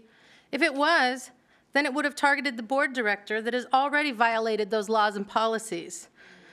Resolution 1669 isn't really about fiduciary responsibility or potentially exposing the district to liability regarding labor relations. If it was, then it would have targeted the board director that crossed the picket line during a labor strike, or would exclude board directors who approve the appointment of an employee when that employee is deeply involved in labor relations while that employee's spouse is a union member in this district. Any reasonable person sees what Resolution 1669 really seems to be about. It's bullying. It's bullying. In an apparent attempt to wrest control of the democratic process from the voters. It's about district officials who seem terrified of an elected official that might challenge their status quo. RCW 423010 declares all public agencies of this state exist to aid in the conduct of the people's business. This chapter of law reads in part, the people of this state do not yield their sovereignty to the agencies which serve them, so that they may retain control over the instruments they have created. It seems this agency is using the people's tax dollars against the people they swore to serve by harassing, intimidating, and bullying a public official that was duly elected by the people to represent the voice of the people. So instead of waiting for the gaslighting of the board reports, I'll try to hit the keywords you like to use. Shame on anyone on this board for pushing their personal agendas by voting yes on this resolution. This isn't nice. I'm deeply troubled by this. WASDA is clear. The agency neither approves of nor censures this resolution. Since the people's elected directors were stripped of access to independent board counsel, I'll share this. Local control doesn't mean elected officials can't face consequences for passing policies or resolutions that violate the law. Not all documents written by a lawyer will stand up in court. Cowlitz Superior Court Judge Stephen M. Warning can tell you that. Thank you. Thank you. The next speaker, Megan Carter. Hello, members of the board and Superintendent Vela. My daughter wanted to come tonight to speak, but I wasn't entirely sure it was appropriate for her because of the behavior that we saw 2 weeks ago. I wasn't sure that I wanted to watch her see a board bully another board member. I just didn't think it was a good thing for her to be involved in. So I told her no. There's already a policy in place for this that deals with conflicts of interest. It's been ignored in the past, unfortunately.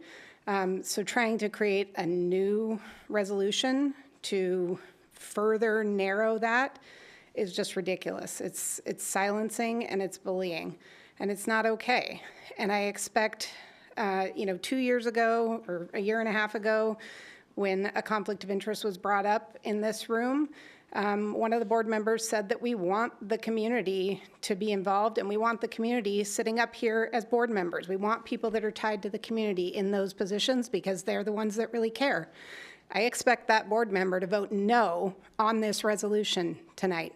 Thank you. Thank you. The next one, Valerie Hitch or Mitch.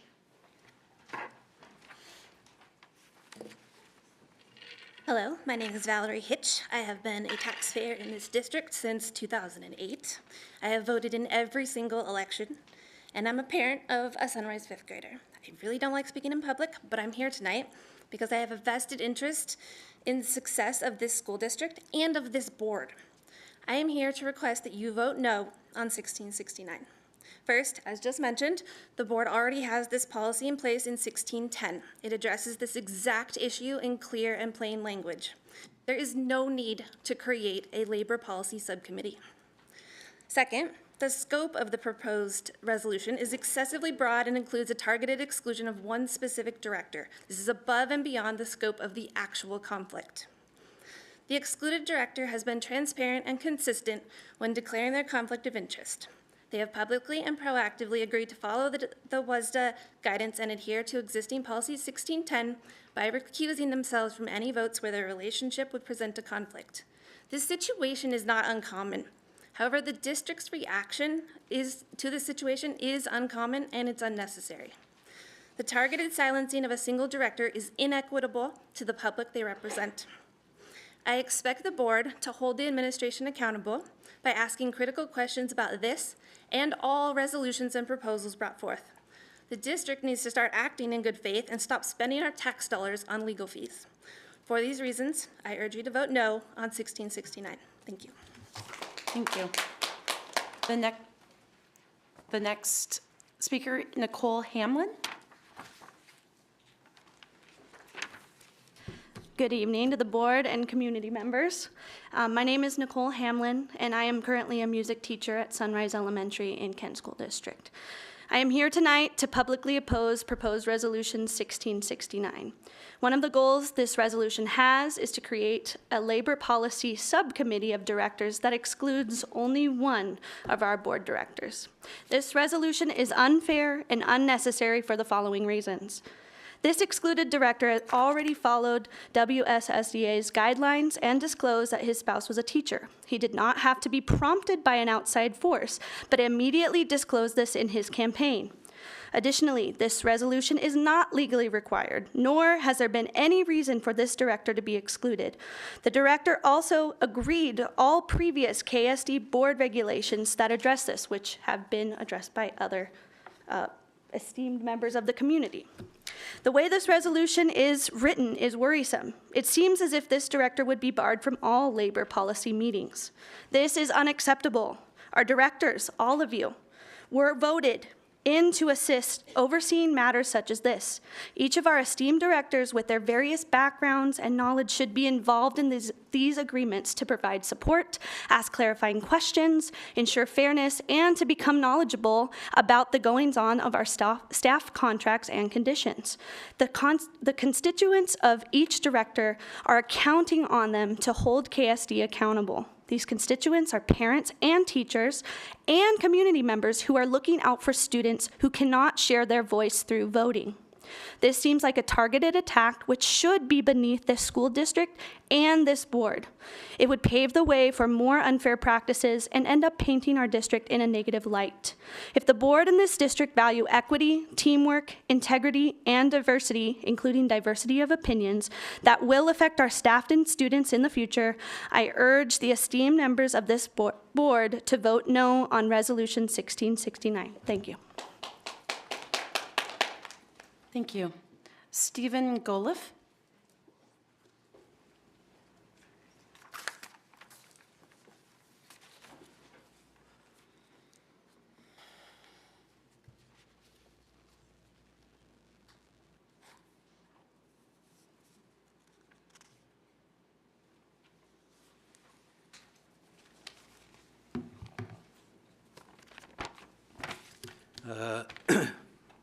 Good evening. My name is Steve Golliff. I teach 5th grade at Jenkins Creek. This is my 5th year working in the district.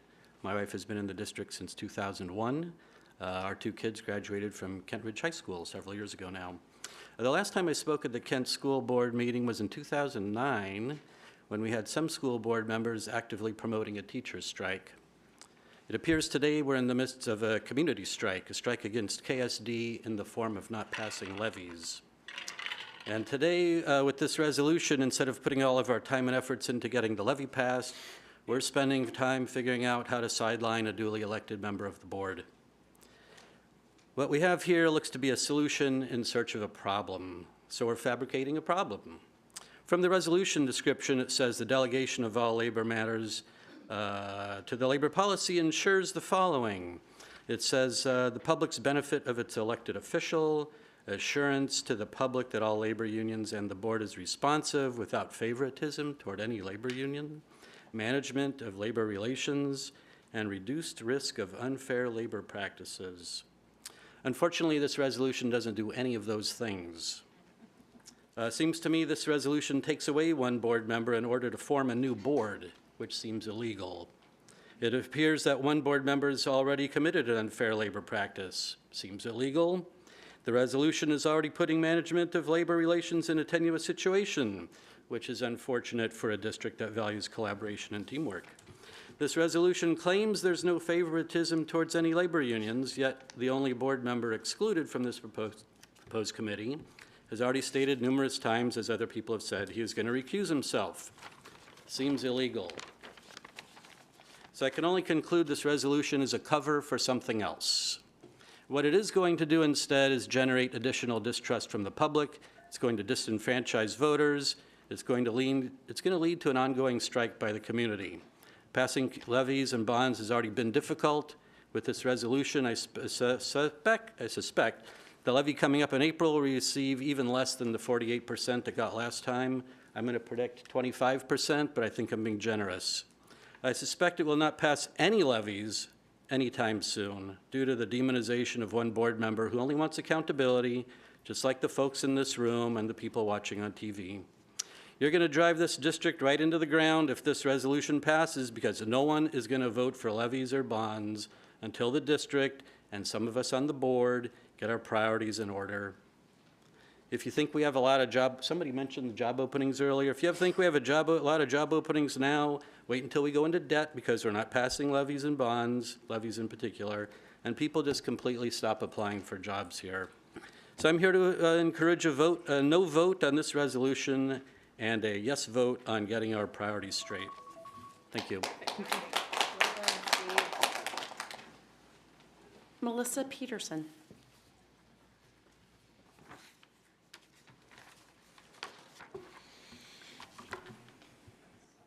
Hi, esteemed board of directors and other individuals who, like me, are alert, concerned, and paying attention.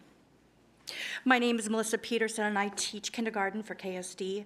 I come to you with concerns regarding Resolution 1669. This is a resolution disguised as a way to form a committee designed to address labor issues. Some of you might believe the intent of the committee is to avoid conflicts of interest regarding labor partner contracts. However, by leaving Donald Cook off of the committee, you are silencing the voices of the voters who elected him. Not only are you silencing the voices of the voters, but also the voices of our labor unions.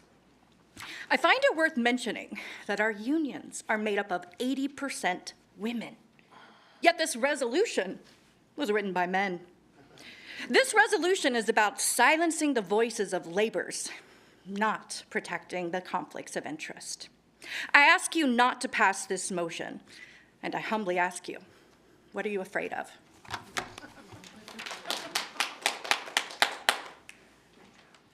Erica Billiard.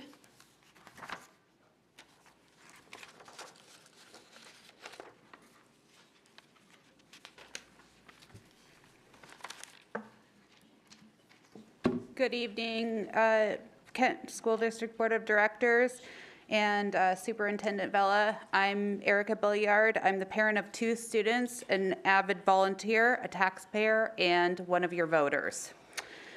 I'm here in support of our amazing students, families, and staff this evening. Regarding Resolution 1669, you are using taxpayer dollars, you're using my dollars to exclude an elected official from doing the job the voters have entrusted them with. This is unacceptable. We, the voters, want every one of you to do your job of supervising the superintendent and steering this district in the right direction for all students and staff and families. We want you to put an immediate stop to the environment of harassment, intimidation, and bullying that has become a hallmark of this board, and work hard together in order to right the KSD administration ship that has continued to sink unimaginably lower. We want real civility, accountability, transparency, and positive change from you. We demand it. Resolution 1669 is not it. We are not a group of friends of one board member. We're the voters. We're telling you this is the wrong direction. We're begging you to go in the right direction here. Please vote no on this resolution. Doing otherwise is a vote against the will of the very voters who elected you and further destroys the trust of the voters and our community. And yes, it's going to impact the district in a terribly negative light. Please do the right thing. Thank you. Dan? Thank you.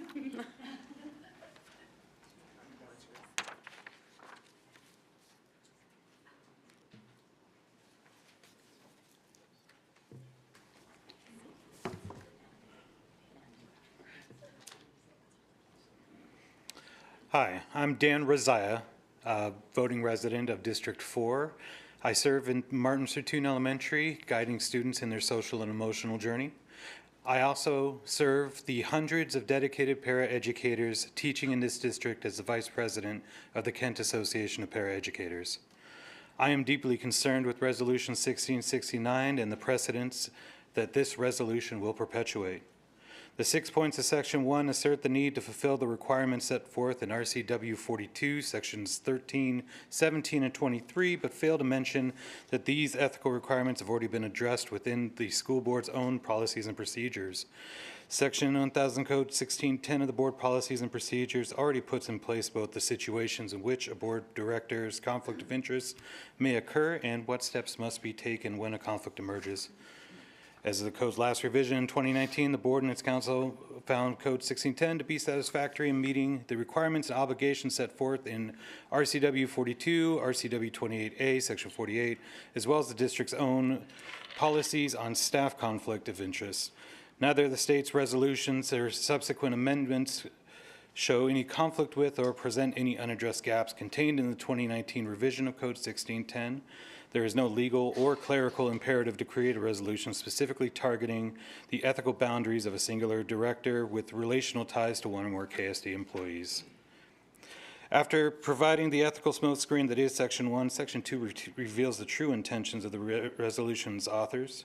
In creating a specific committee on labor policy, these authors deem it wholly necessary to single out one specific director, removing their ability to fully and faithfully represent the voices from the citizens of KSD's District 3. The needs of these families do not matter to the authors of this resolution when placed against the desire to ostracize and scorn this district's duly elected representative. The KSD School Board has far too many recorded instances in its history of questionable governance and fiduciary actions, and far too many of these have occurred during the tenure of some of the directors present here today. And here is yet another in a long and frustrating line of representatives who have called for an increase in transparency and fair practices, who have been called for an increase in transparency and fair practices within the board's dealings, only to be browbeaten and berated, admonished and exhortated, to be publicly dismissed and privately dissociated. There is no sound explanation for the introduction of Resolution 1699, right? Sorry, wrong number. Outside of the obvious, this is retaliation. The board has either failed to remember or they deliberately disregard their own policies for ethical conducts found in policy codes 1002 and 1850. Thank you. I ask that you stop. The next person is Valerie Tung.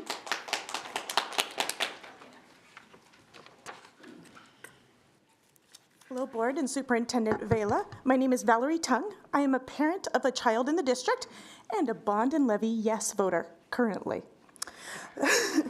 This resolution is precluding a duly elected board member from essentially all prepping and all oversight for all 13 union negotiations. He only has one wife. Our board members that choose to vote yes in support of this resolution would be creating an illusion that marriage or household contact with union members is the problem. But they are wrong. Unions are the district employees themselves. The employees are what is right about my child's education. Our teachers, our paraeducators, custodians, coaches, principals, office professionals, bus drivers, food service workers, district IT, and cybersecurity professionals. Of the professions I listed, I believe everyone has a pay scale viewable on the KSD website as bargained by the workers themselves. These contracts with pay scales are called collective bargaining agreements, or CBAs, because the group of workers and their representatives makes them the collective, not individuals. Individuals cannot individually benefit unless the entire group agrees to it. Every board member should be saying no to this resolution. Union contracts are unfairly being used as a way to stop unwanted board oversight. Every school board member should be present for all of these aspects, except for the possible pertinent single conflict of interest as promised. Should they not be privy to custodial agreements, coaching agreements? Talk about anti-union, anti-working family sentiment. I ask, whom else will this be done to? Every voter should be asking questions when guidance is created to stop a duly elected board member. KSD employees and their families are what is right about this district, my community, and my child's school. Please say no to Resolution 1669. Thank you. The last in-person speaker that we have today is Brendan Crosser-McGay.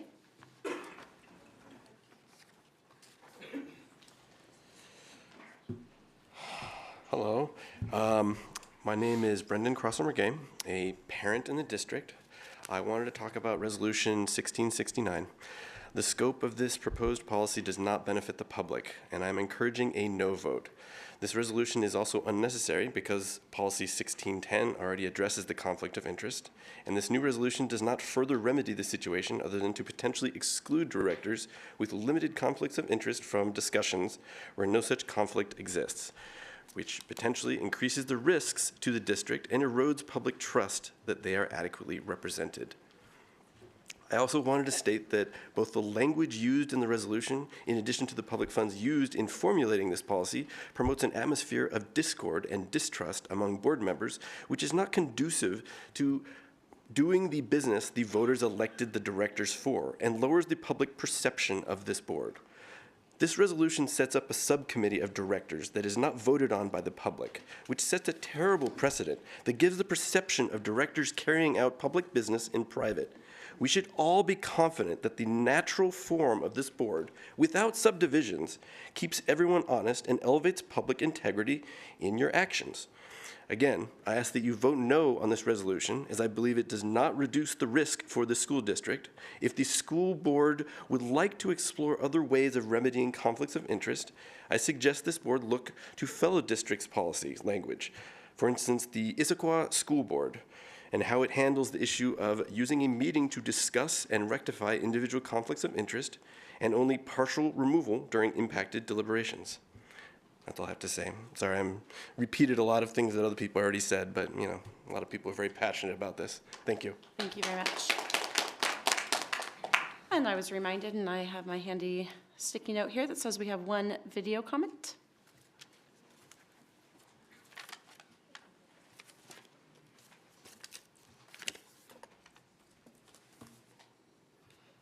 Good evening, board members. Tonight, I'll be discussing my complete opposition to Resolution 1669. But to be honest, I'm not even sure where to start. I could think about how this resolution seems to be specifically aimed at silencing a newly elected director, a director who is chosen by the community over the incumbent, and a director who has spoken out against toxic patterns amongst the district employee. Or I could discuss how the resolution specifically calls out the director's spouse multiple times, and even facetiously comments about how spousal duty could be considered the highest due. Or maybe I could point out that there are other prominent district leaders who have spouses that work for the district and are part of collective bargaining units, yet there doesn't seem to be any language in this resolution excluding them from participation. But I'm guessing you are all already aware of these points. I'm guessing you've been informed by the director in question, legal counsel, and a myriad of community comments. So instead, I'm going to focus on a line from the agenda summary that states, quote, "Resolution number 1669 is not legally required." I'll repeat, not legally required. You are making a choice here with no legal backing or requirement to do so. You are choosing to form this committee for labor relations. You are choosing to exclude a specific director, and you are choosing to enforce that exclusion across all labor groups. This choice will have consequences, one of which will be related to community trust. And community trust is an incredibly important measure when considering the levy that you are asking voters to approve in April, the levy that the board likely endorsed tonight. I really don't understand how you can think this resolution is appropriate, and I really hope that the board reconsiders how it's treating its newly elected members. The tension is visible, and the community can see it, and it won't be resolved by attacking the new directors or excluding them from discussions. It will be resolved by accepting them and their opinions as beneficial to the district and respecting community voice. Thank you.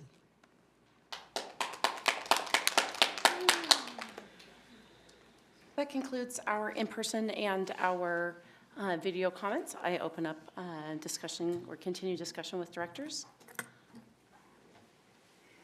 Director Song, did you have anything that you wanted to add?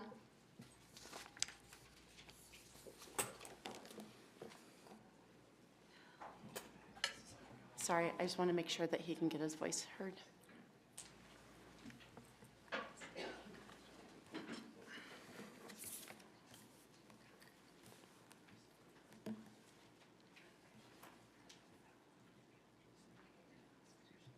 Hello?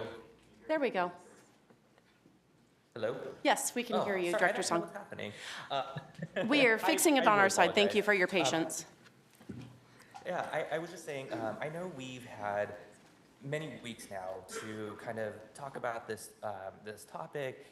It's clearly evoked a lot of different emotions and passions from not just within the board and the administration, but also from our community. I've had a chance to speak with some other board members about this, kind of offline, just getting some ideas as to what are some perspectives that I might be missing. And one, I guess, opportunity that I haven't had was I wanted to direct my question directly towards Director Cook.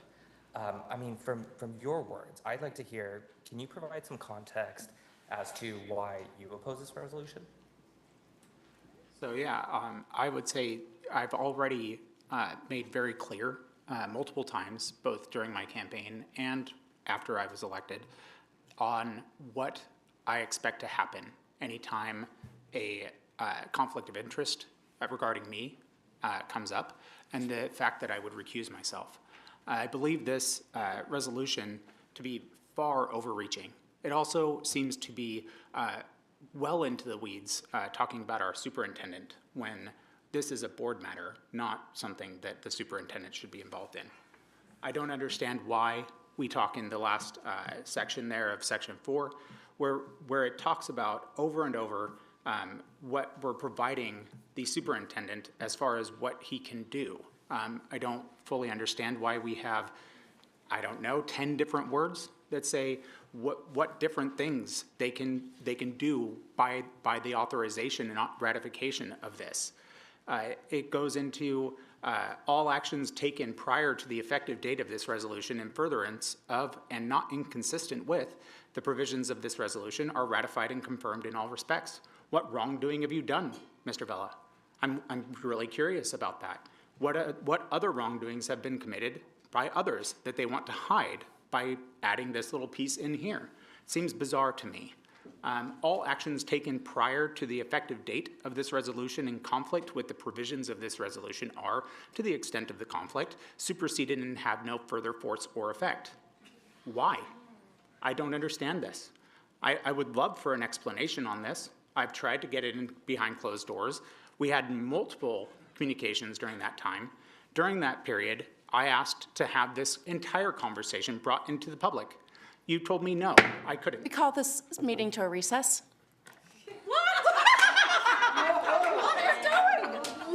There will be a 5-minute recess.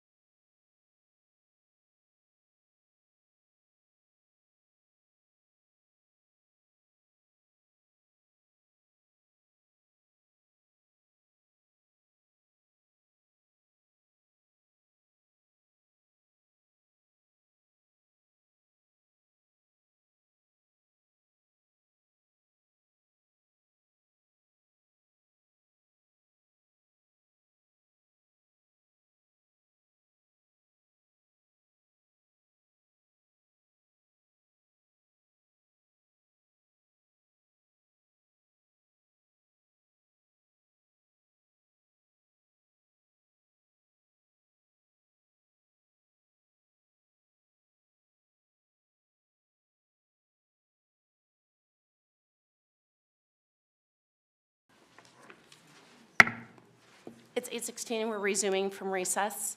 The reason I called for that recess is because I highly encourage Director Cook to be able to say everything that he wants to say about things that let me say this, precluding just those items that are under attorney-client privilege and only held within executive session. So I encourage him to be able to speak about this and have asked him to continue. I'm not sure right where he is. I just am asking him not to speak about things that are from executive session. And so that was my conversation with him right now. So I will wait for another moment for him to be able to come back. Okay, he's just grabbing something to drink, which I think is a good idea for just a second. And we will have him back in just a moment.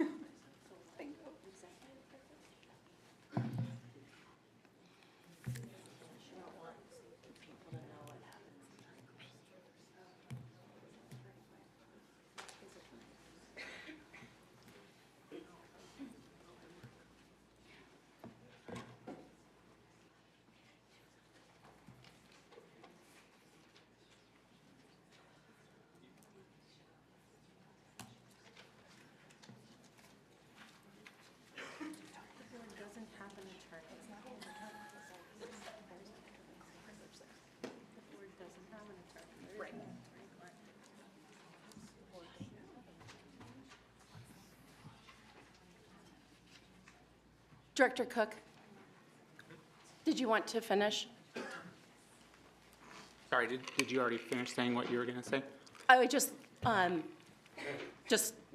informed everybody in the board about what our conversation was, is that I encourage you to give all of your comments. I encourage you to speak about this, answering Director Song's question.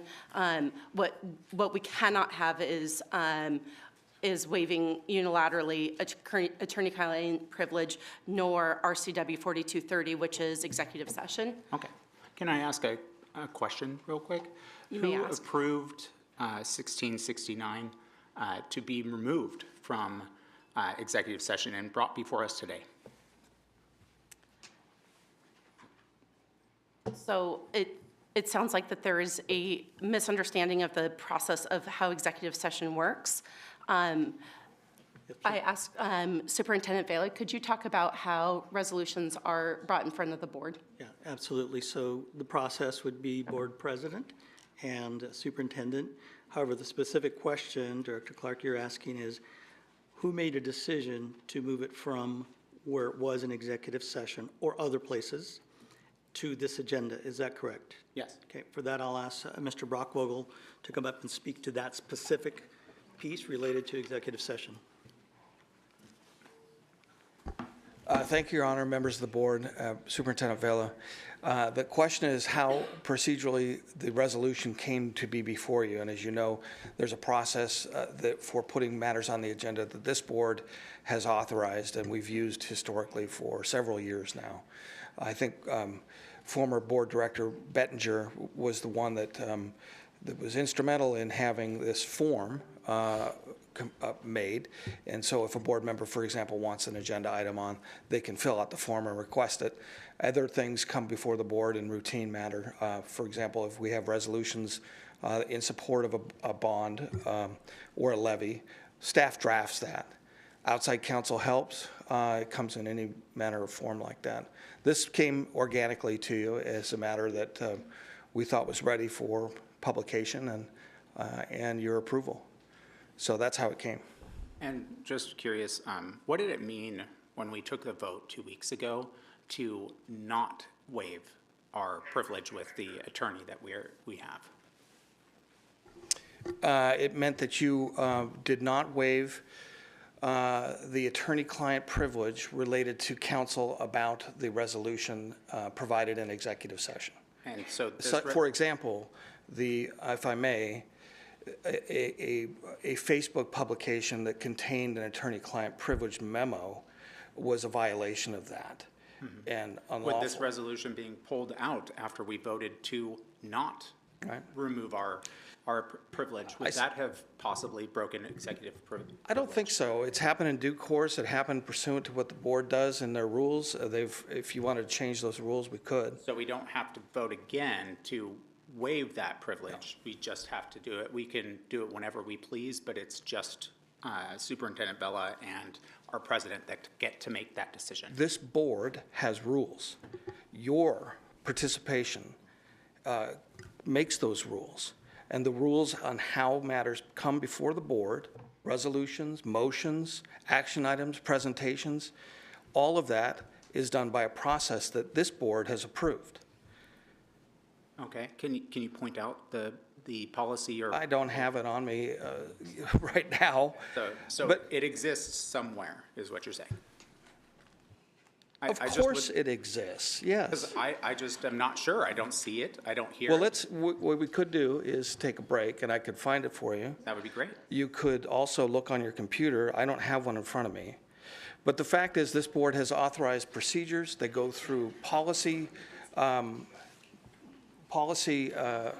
reviews. They work on how matters come before this board. Understand.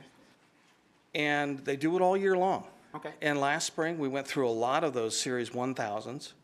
And this board, I think, went through that again on how it's done. So, of course, there are processes. And they're in Series 1000. Okay. And they're available to you and to the rest of the public. So I hope that answers the question. It actually doesn't. I would like you to find it for me, please. Does the rest of the board want to take a motion to that effect, or am I just going to be asked to do this?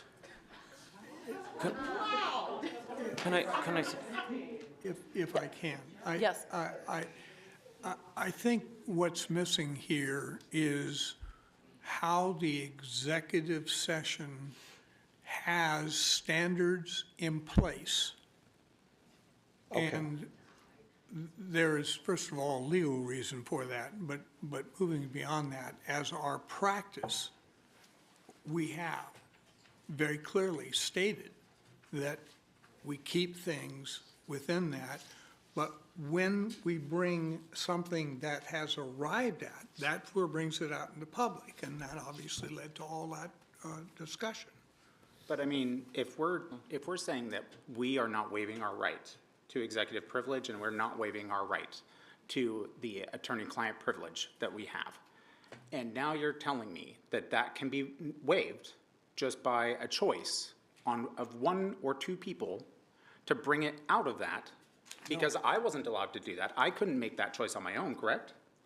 I could not have brought the resolution out of executive session, out of that attorney-client privilege, and put it wherever I wanted. I couldn't bring it up as an agenda item on my own, could I? I see what you're saying. Yeah. Okay. I'm sorry. No, go ahead.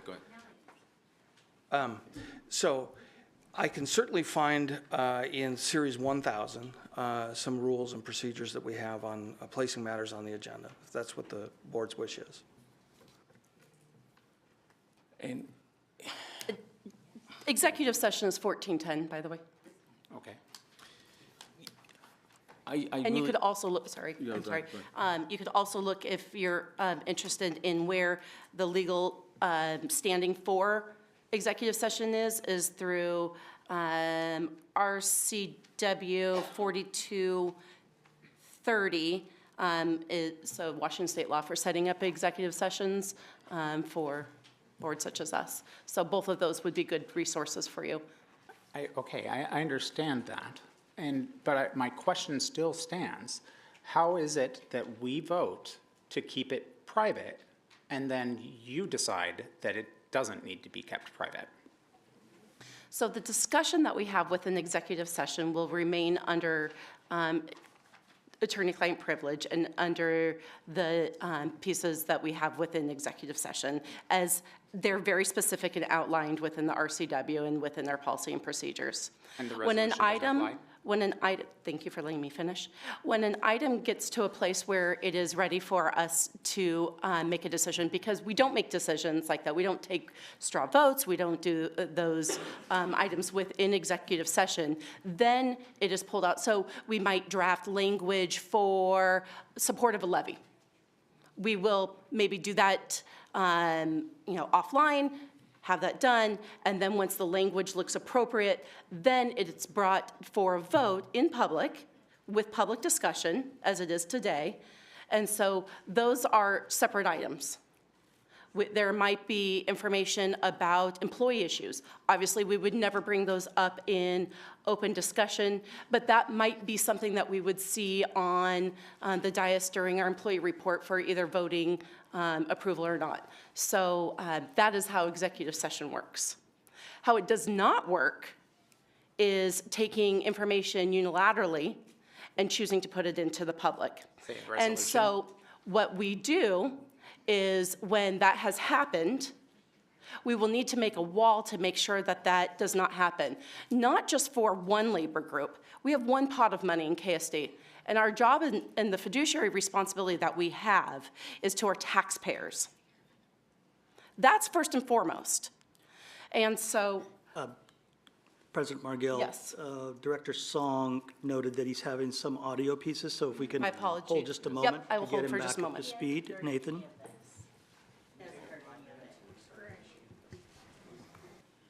Restart going- the machine? Okay, yeah. we're going to take a recess for 3 minutes to let them. Yeah, restart. I'm sorry. Yeah. Thank you, Nathan.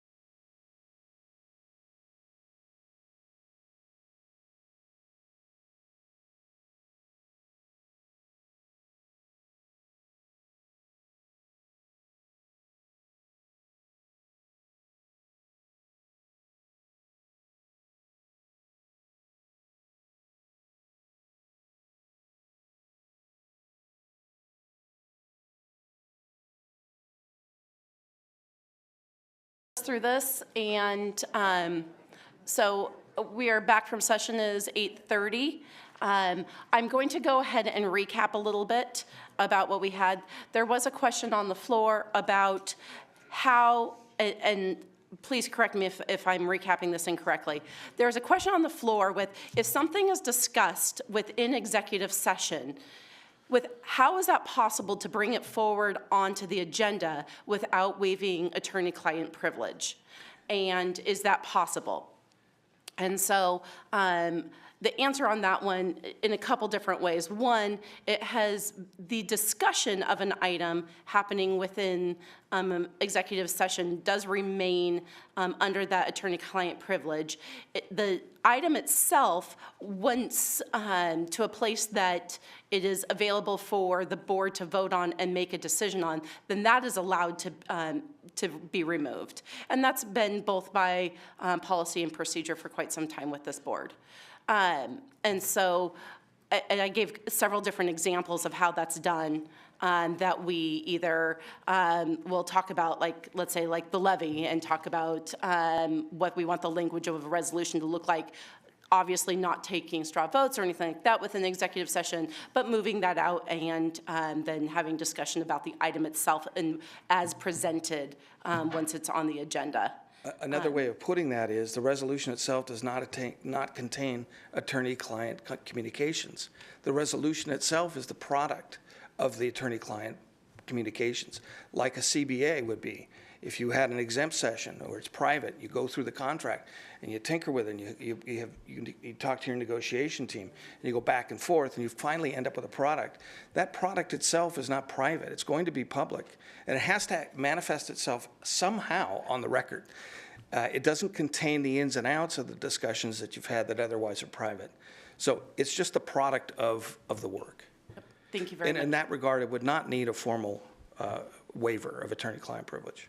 And then also given notice of a question where in our policy that it was given, and I stated it was on 1410 for the executive session, and then also where the right for that policy is given within the RCWs of Washington State, which is RCW 4230. And so that's a recap of where we're at. Director Song, any questions specifically about that before we continue on? No, thank you very much. Okay, thank you. So going back to my point is what is not allowed for executive session is to remove items and to unilaterally make a decision that is in antithesis to the fiduciary responsibilities of the board and the board members. And so what this resolution is doing is making sure, as we have one pot of money for all of Kent School District and our taxpayers, that those discussions of how it happens and those procedural, I'm looking for the right word, negotiations with the different labor unions are made sure that if one person has a particular personal it makes a difference in their personal family finance if there's more money for one union and which leads less for the rest of the unions. It's one pot of money. There is one pot of money. If you take out more for one, there's less for the others. And so while this does not end anybody's ability to vote on all of the CBAs, everybody has the right. This does not preclude that. This just does not allow for the discussions behind closed doors of how those negotiations happen. President McGill, just a reminder that just for the full board, you are in discussion of that item, and it's been moved and seconded in discussion, just as a reminder. Correct. So as far as that goes, what would you say that in this district wouldn't have a monetary value attached to it that would not impact teachers in some way, shape, or form?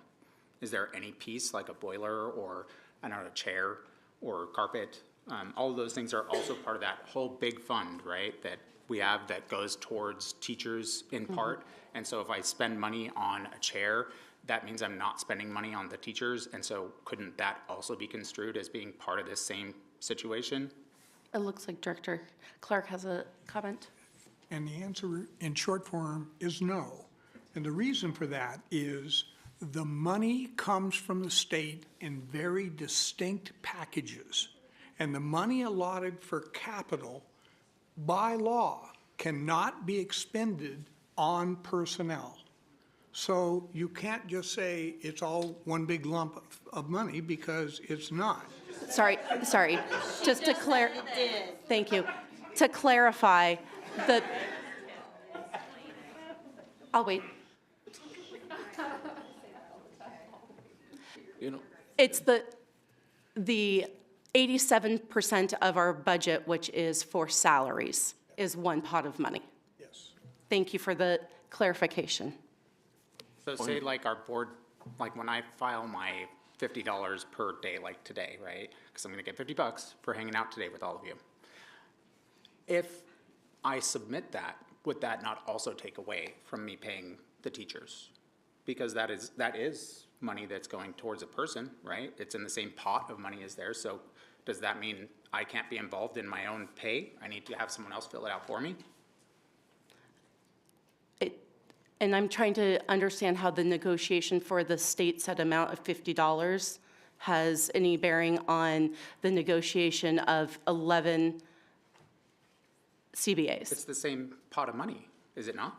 So again, I'm not seeing how the negotiation of a state set dollar amount has anything to do with the negotiations of 11. It's the same thing. What about the Are you people that are negotiating? not? What about the people that are not part of the union? Am I allowed to know anything about what's going on there? Or because they're not unionized, they don't count? Is that how that works? I'm really curious. I don't understand. And also, like, another question I had about this whole situation, honestly, what is the reasoning that is provided for why this ended up in executive session in the first place? It is provided for within the discussion of executive session is set for in RCW 4230. And which our item? policies. Which item specifically applies to this situation? President Margell, I'll have Mr. Rockvogel answer that. Thank you, Madam Chair and board members. The OPMA has a provision that exempts from the public discussion and public business potential litigation, which is matters of potential litigation may go into executive session. Within that statutory exemption, there is a provision that allows for attorneys to meet with their client and discuss matters, the legal consequences and financial risks of taking certain courts of action. That is used a lot by public agencies, and that's how they get their attorney-client counsel. In this case, there were certain things discussed that needed to be private until they were ready to go. And so the idea that there was an illegal meeting or something like that is not entirely accurate at all, because there is a recognized exemption under the OPMA. And as a matter of course, the board chair recites that when we go into executive session. And so most folks think, oh, potential litigation means a lawsuit, but there is that specific exemption in there that may not be really clear to folks. And I'd just like to clarify two things. When you say not entirely accurate at all, I would correct that to be not accurate at all. I agree with that. And the other thing I would say on that one, oh, I'm sorry, it was earlier. Sorry, the discussions with legal counsel, those still remain. And so even though this item does come onto the docket, that does not mean that those discussions come out of attorney-client. Exactly. Those remain privileged until there's an affirmative vote to discuss those in public, and I don't recommend doing that. And I believe we have actually already had that brought as a motion, and it was denied. That's correct. Thank you. And can you explain, I'm sorry that I'm belaboring the point here. Can you please point to exactly which section of the OPMA executive sessions, which is 42.30.110, within that you are applying this to? I can, but I have my computer over there and I'm up here. That's fine. But I certainly will. I've got time. Yep. We can take that offline and make sure you have an answer for that. Okay. Before somebody we can vote, I assume. Somebody can look that up, please. Yeah, I can get it. But Thank you. It may not be essential to the vote. Okay, if you wouldn't mind doing that, we can continue with discussion for the other items. Sure. Any Director others? Clark? Superintendent Bella, first of all, how many labor groups are we actually servicing? Over 10, at 11 to be clear. And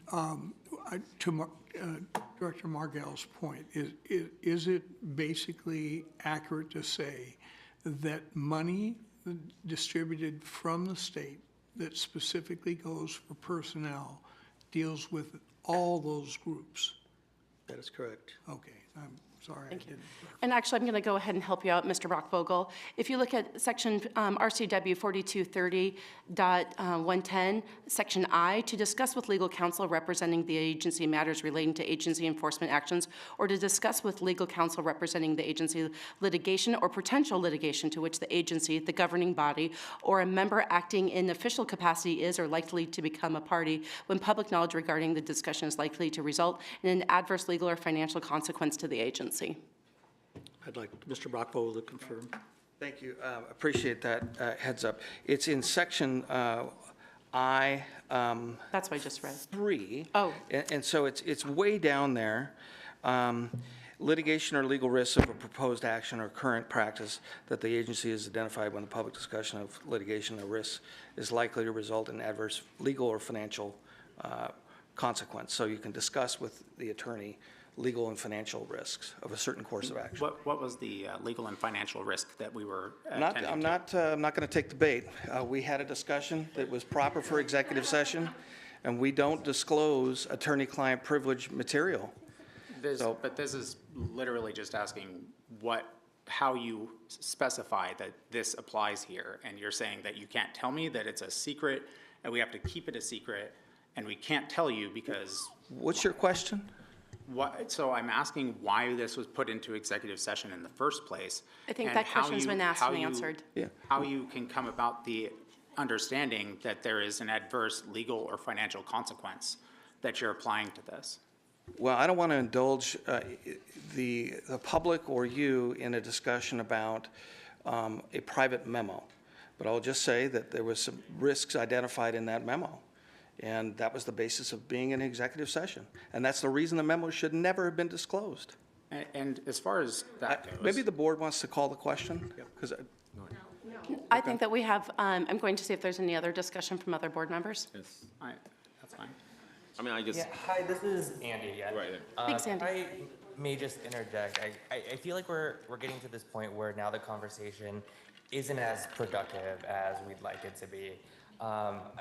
One other remaining question that I have for anybody on the board, Superintendent Vela, is are we confident that this is our only solution to this perceived problem? Or is the board and Vela open to exploring other options? Or have other options been discussed in other capacities that I might not be familiar with? I would direct that to Superintendent Bella. I also have an opinion when you're... Yeah, so if Director Song, if I heard you correctly, you asked, has the board and the superintendent explored all the options available to them based on the agenda item here, and a reminder that it's in their discussion. And I would say that together with the board and the superintendent, that's how this item got to the agenda today. So I would say yes, in that it showed up here and it has been vetted. Okay, I think I just recall things a little bit differently. I personally don't recall me being involved in any other discussions about alternative options. So I'm just curious, like, what were some of those alternative options prior to arriving at this resolution? I think part of those, and Mr. Brockvogel shared, were in executive session that we would not share and are protected under attorney-client privilege. I would also say that this is subgroups are a pretty standard making that you have within different elected groups. If you think about, I think about Congress. We have our Ways and Means Committee. We have our Education Committee. We have many different subgroups within that. Within this committee. We are making a subcommittee as provided for through what we are allowed by law. And so that's really what I'm going to ask for the audience, please to remain in here. This is a meeting of the board in public.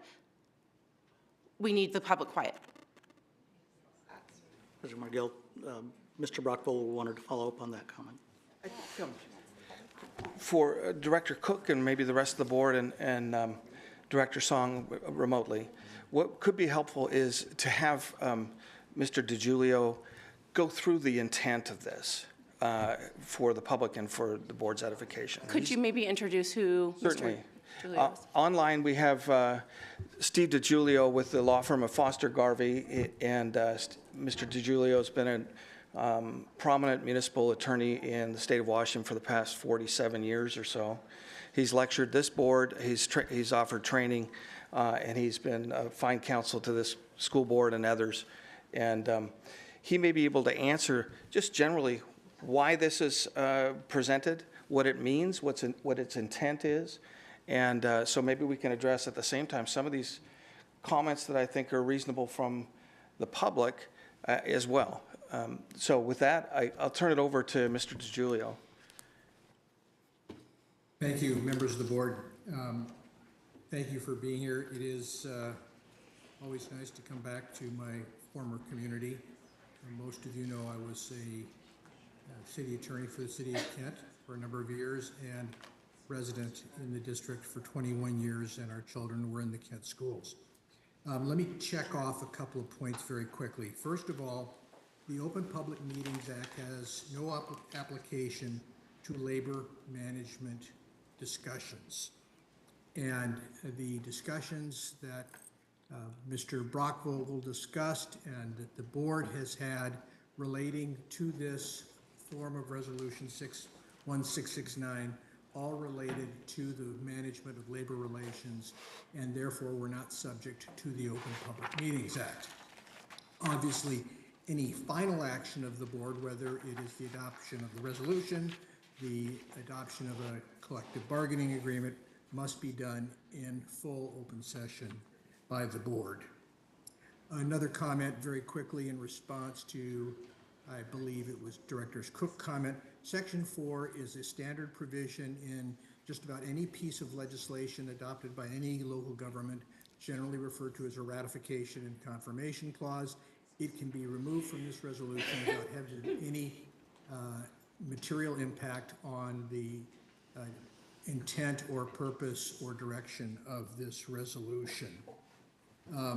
So with that background in mind, this resolution simply creates a program and policy for the management of guidance to the negotiators on behalf of the district.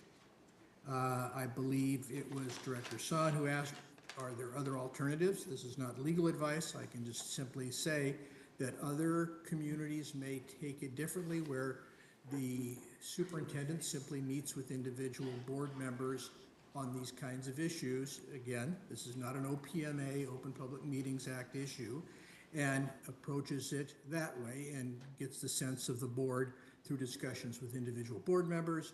Directions are then given to the labor negotiators, and they go off and do their work and bargain in good faith with the various representatives of the unions. One of the advantages that the committee does is that it demonstrates to all the unions that the labor negotiator has at least a majority of the board supporting it when it comes to the table, because it's an unfair labor practice for a negotiator to not have authority to bargain to a position.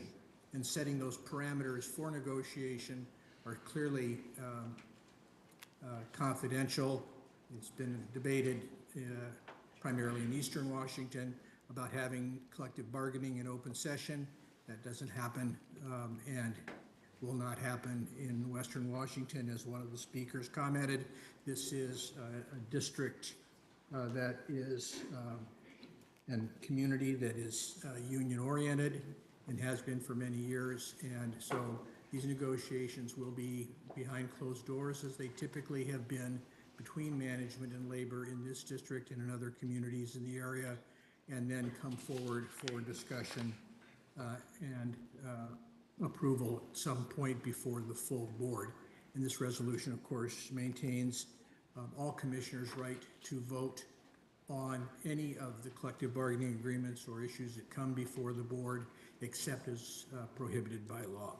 So I just wanted to comment about that, those background pieces in this regard. It is, I understand, can be fraught with emotion, but getting down to it, the real basis for this is providing the district's labor negotiators, because it's not the district board, it's not the superintendent, it is individuals who go out and do the hard work, heavy lifting with the unions to get the deal done, and having the ability to have the input from various board members as to what the board members think about that before they go to the table, and so they can have their negotiating parameters. And so with that, I will leave it to the board. I have a question for you, Mr. DiGiulio. As far as that goes, you've stated that in here that there is no legal reason to do this. This is something that we're choosing to do as a board instead, and that I am not, that this does not stop me from voting. Yeah, obviously, because you can't. And so with that being the case, what would be the benefit to anything if I'm still able and willing to vote on these contracts, and this is still, you know, a policy that we put in there, and it suggests things, but it can't stop me from voting. So I would just not have as much information as other board members to make that decision. Is that correct? No, you will have as much information as the other directors do, because the contract, terms and conditions, the wages, hours, and working conditions that are in the collective bargaining agreement will be fully available to you and subject to your questions and examination as they would be to everybody else. What you would not be involved in directly under this approach, unless the board chose otherwise, would be to involve you in the sausage making. And so, but the other board members would be involved in that, so they would have additional information that I would not have, correct? As to the process leading to the final outcome, correct.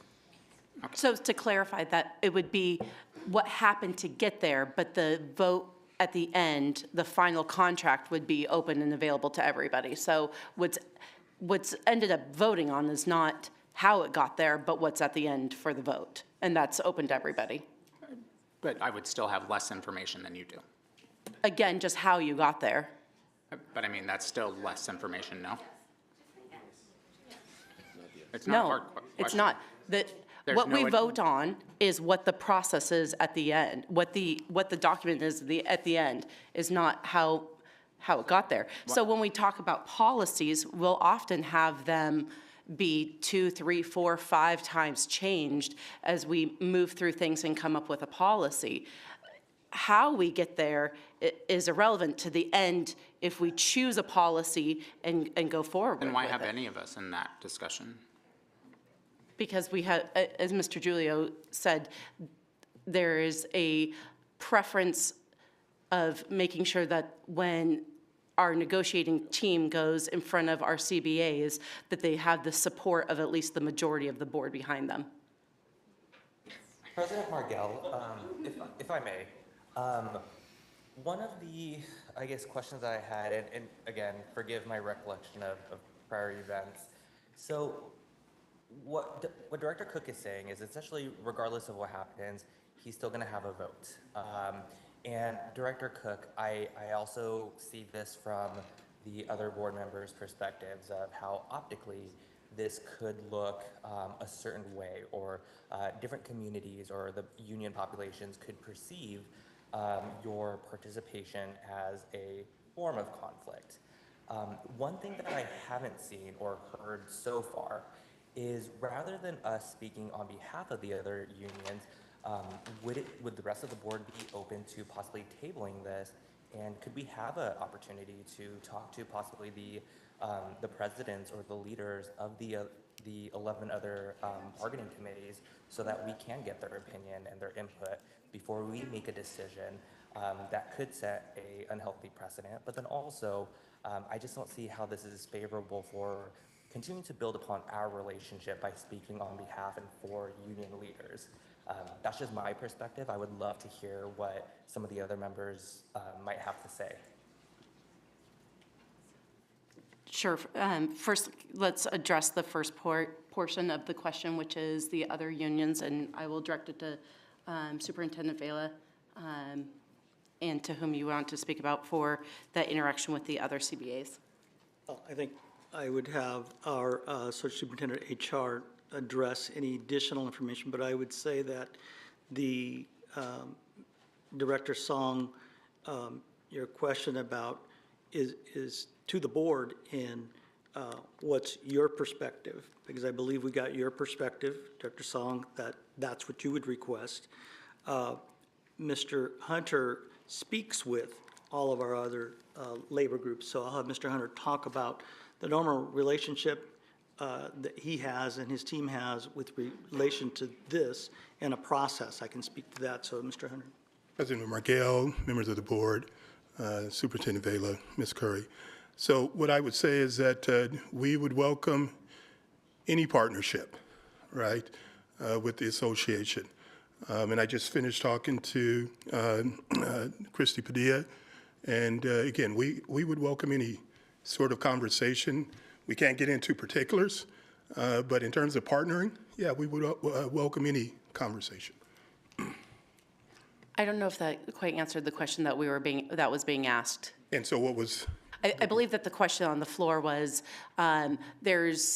we've heard from one of our labor unions that has the most direct contact, right? And so, but this wall is to provide information of the kind of that sausage making that happens in all of the contract negotiations with 11 different labor unions. And so what is that reaction from the other labor unions? So that I don't know. I mean, I just don't know what that means for the other laborers, but other labor unions. But again, we welcome any partnership. If I can say that again and express that over, we welcome any partnership. Okay. Yes. Yes.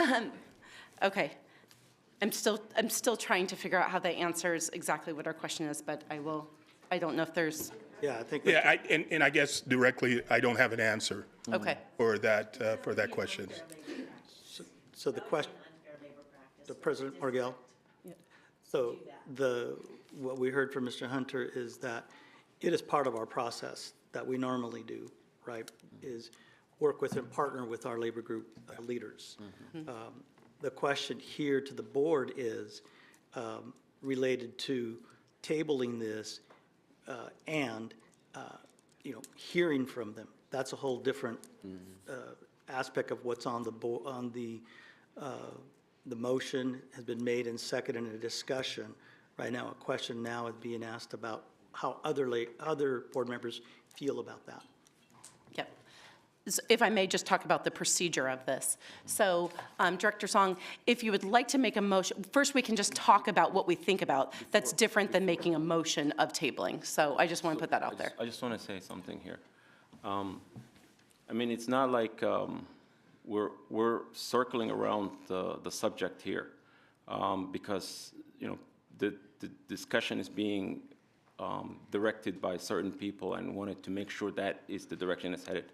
The truth of the matter is the reason why we have this resolution is by the optics of looking like we are doing unfair labor practice.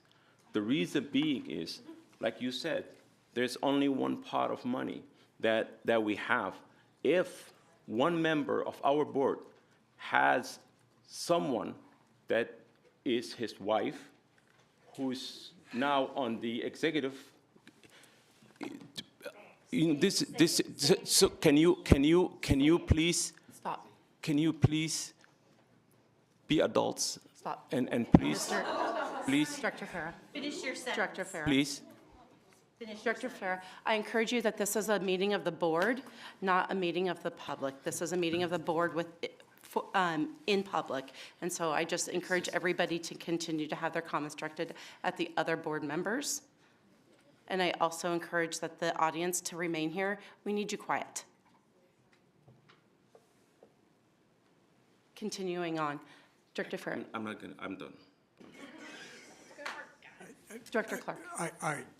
Director Cook, I want to acknowledge you were open up front that you would recluse yourself because you realize the awkwardness of the situation. And the purpose of this resolution is to give us a process to deal with those particular circumstances.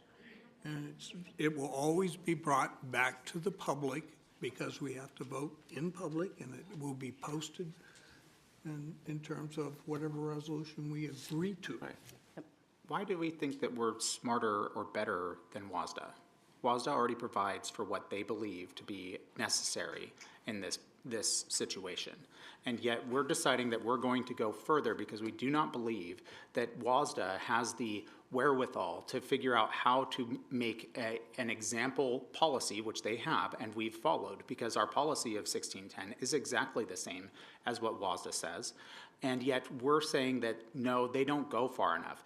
The legislature isn't smart enough or doesn't know what they're doing. We're going to do better than them. So we're going to create more structure around this instead of just accepting what they've already said. I've asked personally both the legal team at WASDA as well as the president of WASDA on this specific issue, asking what would it be like should this sort of thing happen. And the only time that the president said that she could think of where they had to recuse themselves from multiple unions was when multiple unions were working together to make an agreement. And because of one of the unions was part of that group, the rest of them also would fall into that because they're making a decision together as a bigger group.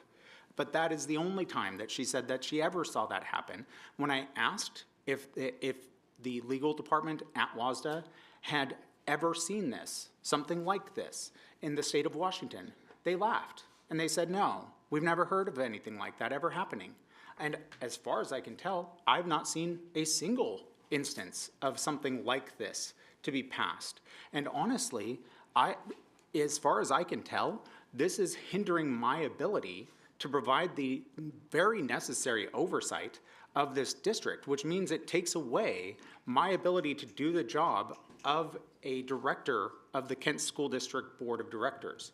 As if any of you were to be taken away from your ability to provide the service that you are supposed to be providing, that is something that is not correct. Then that's why it isn't done. That's why no one else does it. That's why this is the only time this has ever happened. As far as I can tell, no one has any clue of this sort of thing ever being passed anywhere else in Washington State.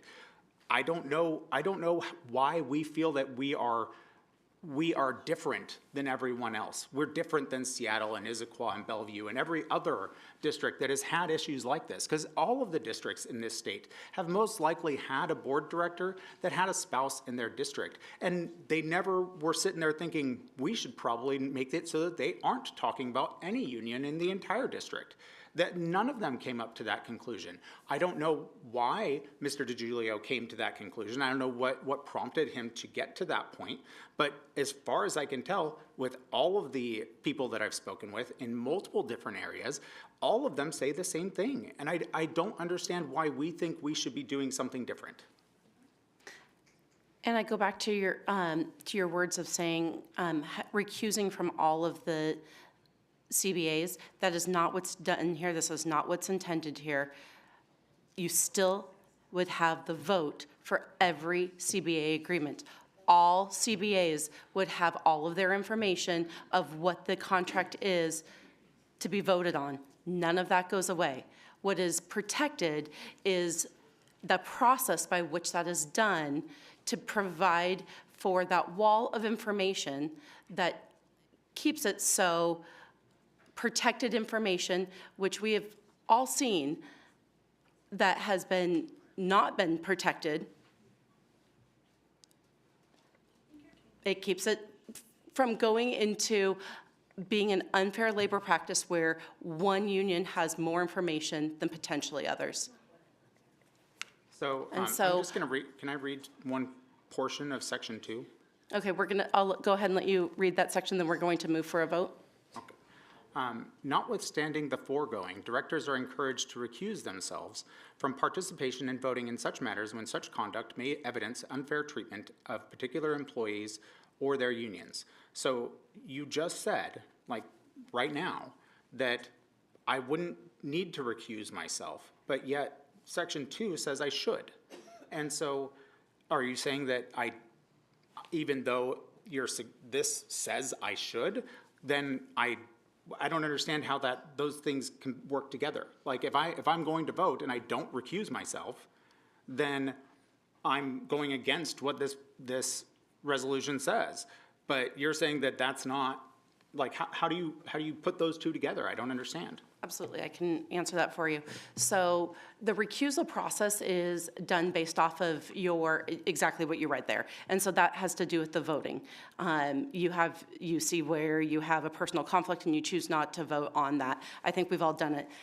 There was a matter that happened, my husband's aunt's stepson is employed at one of the schools, and there was something that happened with, there was a vote that came, and I chose to recuse myself from that. Does this apply to you? I'm finishing.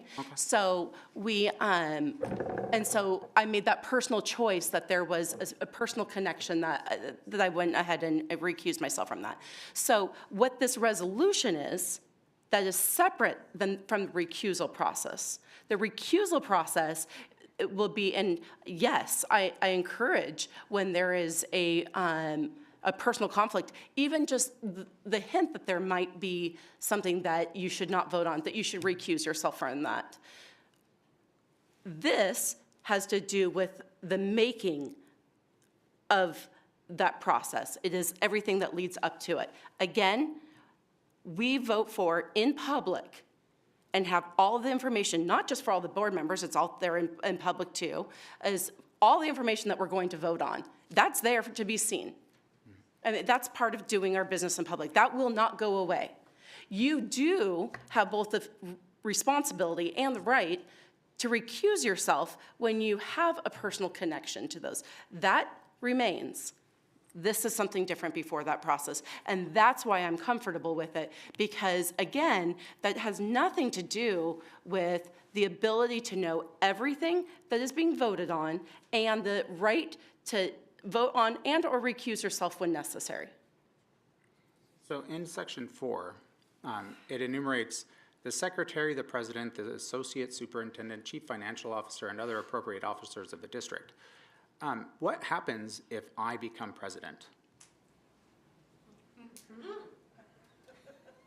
So one, I'm not going to go into decisions of what if.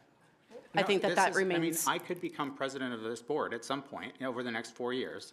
And assuming this gets passed, then I'm also tasked with going and figuring, I guess this seems to be, to effectuate the provisions of this resolution, I would be tasked with effectuating the provisions of this resolution against myself. Like, how does this doesn't seem like it's written appropriately to be able to apply to a situation like mine where I could be president and then what? Like, I'm supposed to be, like, I guess, investigating myself? Is that what it's supposed to say? Yes. I hate to interrupt you, but out of just respect for my comment, I would appreciate if we can kind of go back to my initial question to the board, and also to include your opinions on what are the board's thoughts about including conversations from the 11 other union leaders. I'm curious to hear from the rest of the board members. President Margell gave her perspective.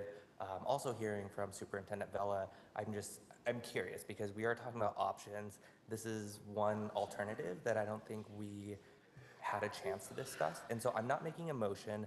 I think where we can get to any kind of resolution is if we have cordial discussion and dialogue. And that's what I want to present. Director Song, just to clarify, you feel like my answer to your question has been satisfied?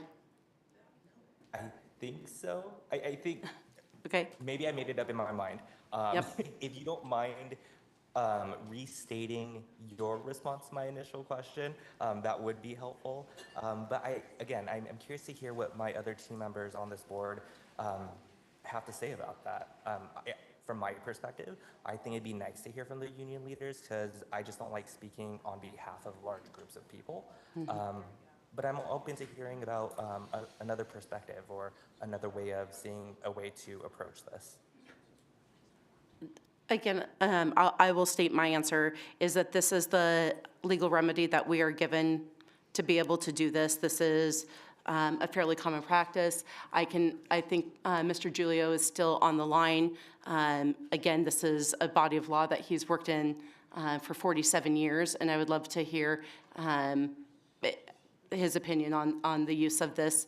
And I'd also think that he would be a good person to speak about what other remedies maybe, I guess is, I believe what you're asking for, is there other ways to do this, or is this is how it's done? I made one observation Madam Chair, I made one observation in response to the question from Director Song about alternatives. The superintendent can do this simply by meeting with individual board members. This is a more transparent. Can I ask for a point of privilege? I apologize. My daughter messaged me, and I need to go take care of that real quick. Can we take a break for like 3-4 minutes so I can go do that? Yes, we can. Thank you. It is 9:13. We'll take a break until 9:17.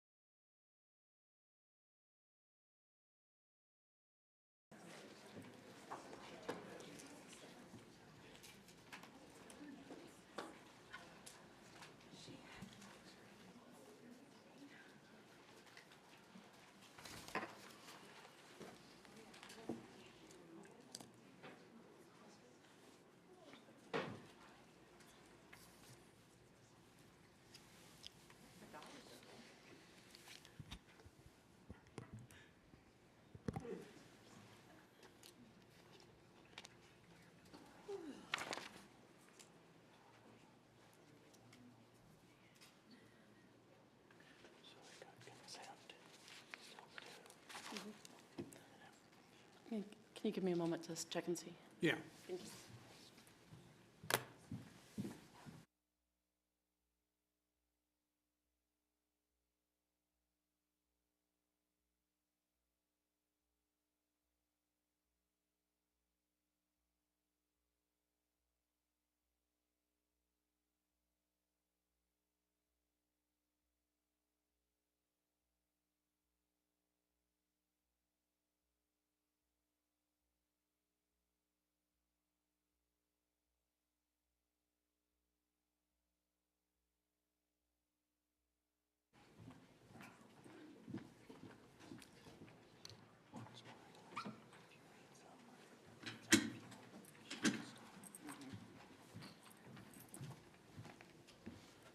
Thank you.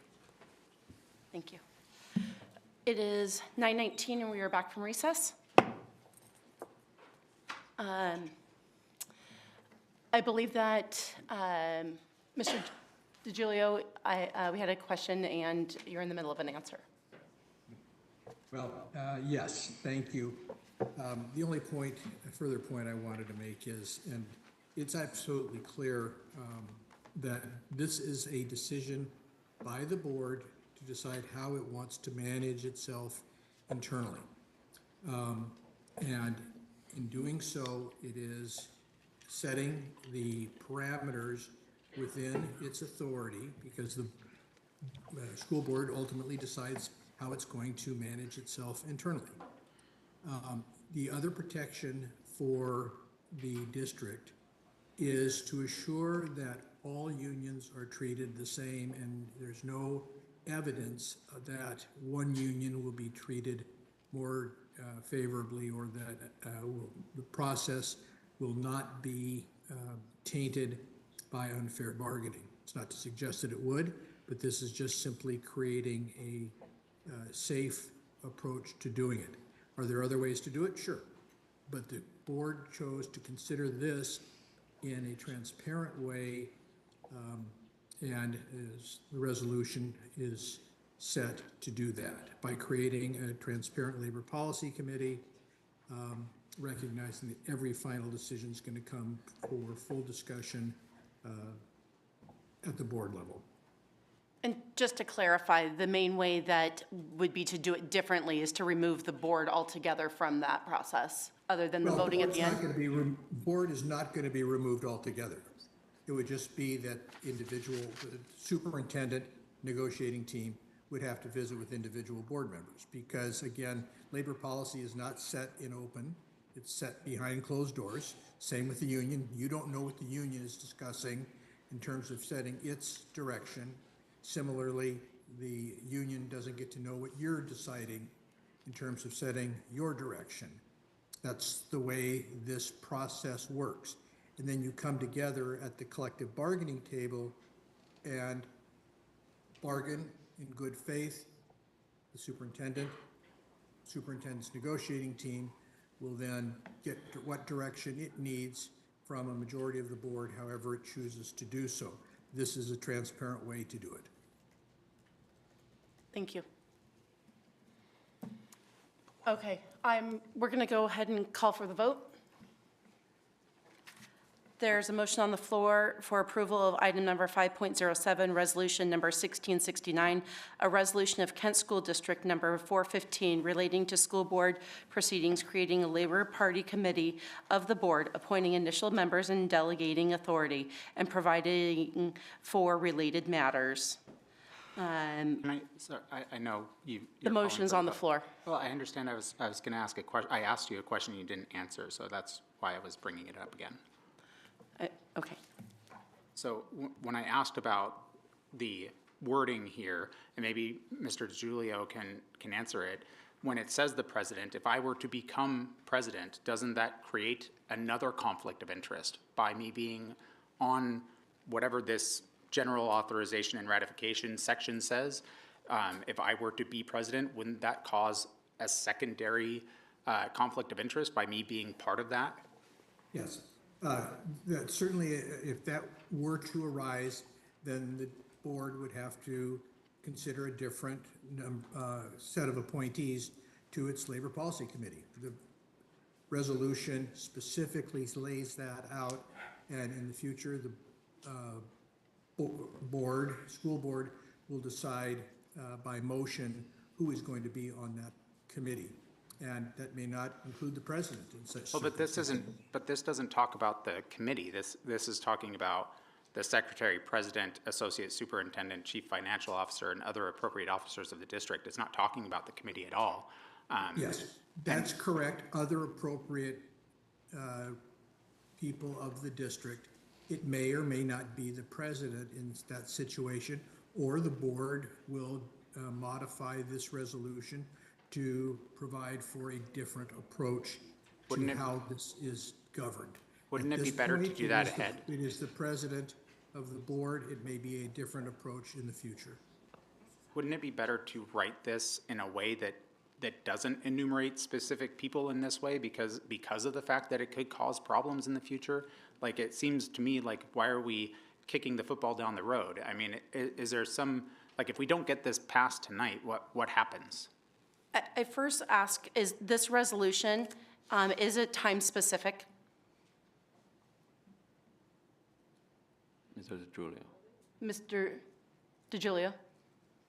It is not, and like any other process, procedure, committee, policy of the board, it may be modified in the future. It's open-ended as it is today, but it can be modified in the future. And similar to any of our policies? Okay. President Margell. Yes, sir. I guess, well, before we move on, I guess I wanted a chance for us to discuss this. I don't think I heard anything from anybody else on the dais this evening about discussing alternative options. If I wanted to make a motion to table this discussion so that we can discuss this in executive session so we have more time, would the board be open to that?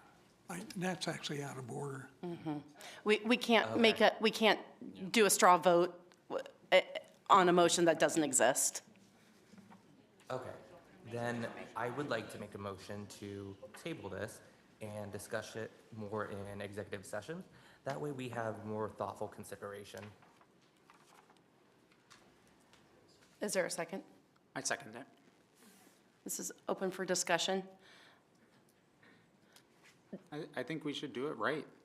I mean, if you're going to pass this, like, obviously I'm against it, but if we're going to pass it, I don't know why we would write something like this that allows, like, that we have to go fix later. Why not just write it so that we don't have to fix it later?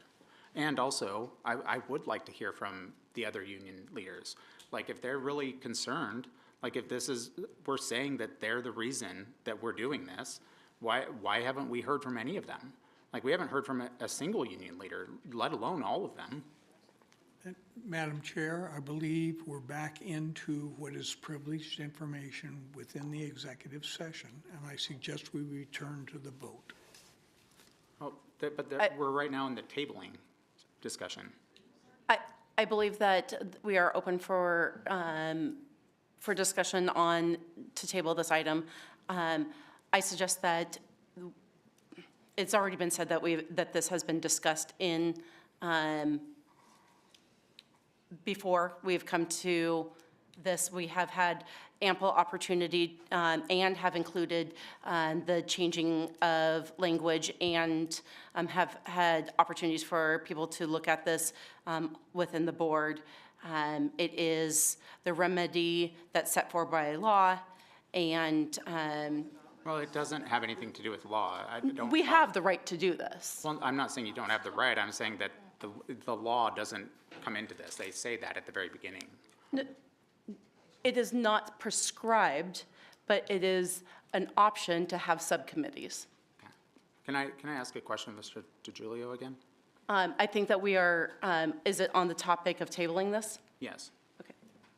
So I was just wondering, what is the downside of passing this? If we were to pass this and say it ends up going somehow to a court because of OPMA, someone claims that there's an issue here and that this is taking my ability away from me as a board member, Is there a possibility that this ends up costing the district more money by us having to defend this resolution? Well, there are a number of questions in that comment. One, it relates to the district board's decision as to how it wants to approach this, and I can't comment on that.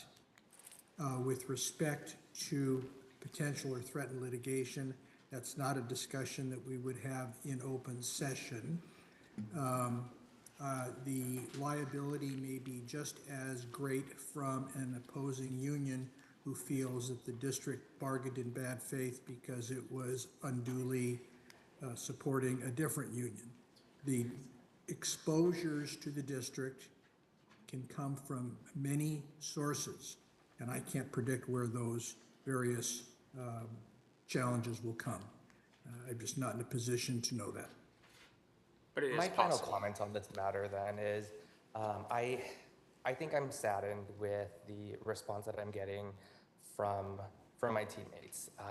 I'm trying my best to open up discussion so that we can provide an opportunity to defend our fellow board member and truly exhaust every option that's out there, because that's what we do as board. We should be looking out for one another and making sure that that list has been exhausted. And if I guess if there are differing opinions, I'm going to respect that. But moving forward, I guess if the rest of the board would like to move this towards the vote, I will also respect that. I feel like ample opportunity has been given for those opportunities to come to light, to review this and come up with other options.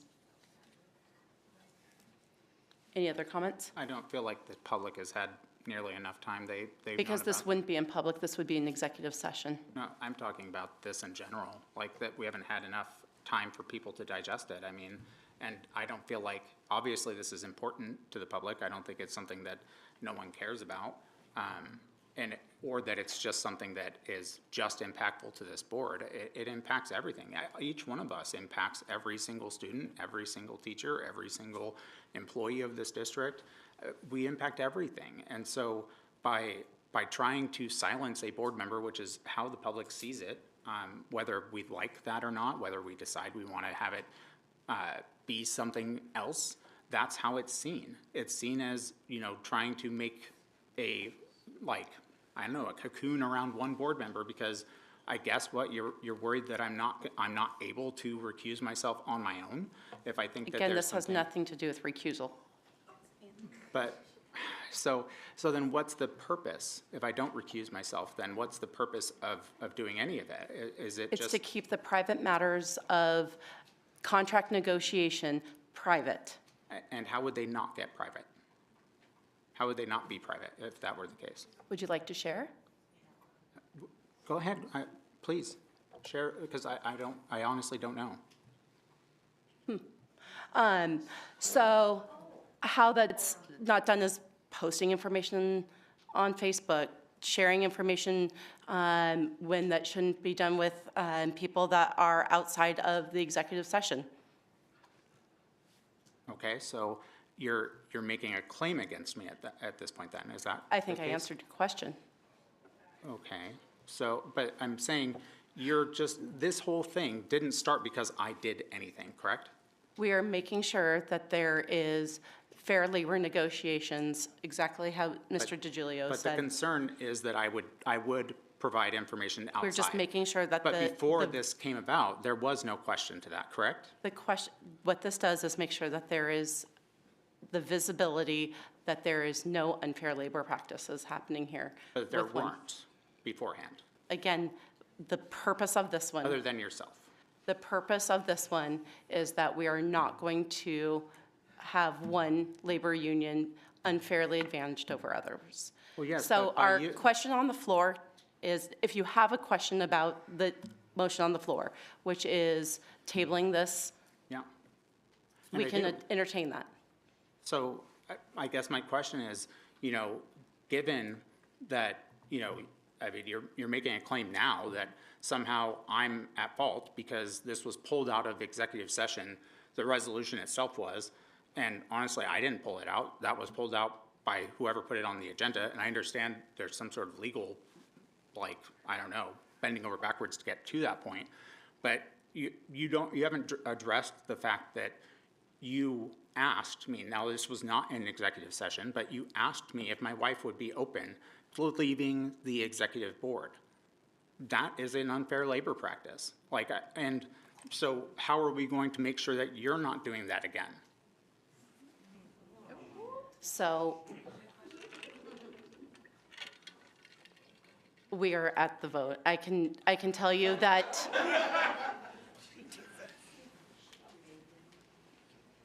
there was no suggestion of your wife not being on it. What we are saying is that there is a difference of your wife being on an executive board and being a teacher of the district. And so clarification, because that was not made clear to our board, was a clarification, is your spouse on the executive board and plans to remain on the executive board, or are they a teacher? Because those are two very different things. So your stance is that you didn't say that? My stance is that I clarified because it was not made clear to the board. There was no transparency about the status of what your wife was. It doesn't matter. So we are now to the, it does matter. It does. So if somebody is part of the negotiating team compared to a teacher that is in the district, those are very different things. She's not on the bargaining. They're separate teams. There is part of the executive would you team. like maybe our president of the KEA to explain how the executive board works so that you better understand it? Because obviously you don't. President Margell, members of the board, just a reminder, you have a motion, and it's been seconded. Sir, I don't think we need to hear from you right now. I appreciate that, but this is being That's done. not your job. It's not his job. That's not your job. Apparently you don't know Stop. your job. Like, Stop. As secretary to the board, yes, it is, I'm informing the board and the president. Are you that saying she's you not have a aware? motion on the table, and it's been seconded to table this item, and just reminded you. Yes. So we are moving to a vote. So the question on the board is, Director Tong, make sure that I have this, that we are tabling the motion 5.07 until we can move to executive session to further discuss. Yes. Okay, the motion is on the floor. All those in favor say aye. Aye. All those opposed say nay. Nay. The vote fails 2-3. Now we are to the motion of 5.07. A motion's on the floor. All those in favor? I thought we had to go back to discussion at that point. No. We're moving to the vote. Moving to Oh, the so vote. you're saying we don't go back to what we were doing? We have had In- almost an hour and a half of discussion. We're moving to a vote. Okay, but you just said so right now I suggested that we hear from our union. You don't want to hear from our union? We're moving to a vote. Okay, that's fine. I just wanted to make sure. We have heard from many different people today in discussion. We have heard from open discussion. We have seen emails. We have seen videos. We have heard, and we are moving to. Please. We are moving to a vote. So we have item number 5.07, resolution number 1669, a resolution of Kent School District number 415 relating to school board proceedings, creating a labor policy committee of the board, appointing initial members and delegating authority, and providing for related matters. All those in favor, please raise your right hand and say aye. Aye. Aye. All those opposed? Nay. Nay. We have 3-2. The motion passes. Do better. Don't tell us how to run our meeting. You just lost trust from the public. We're going to go ahead and recess for a couple moments to let the Pass a levy doing this.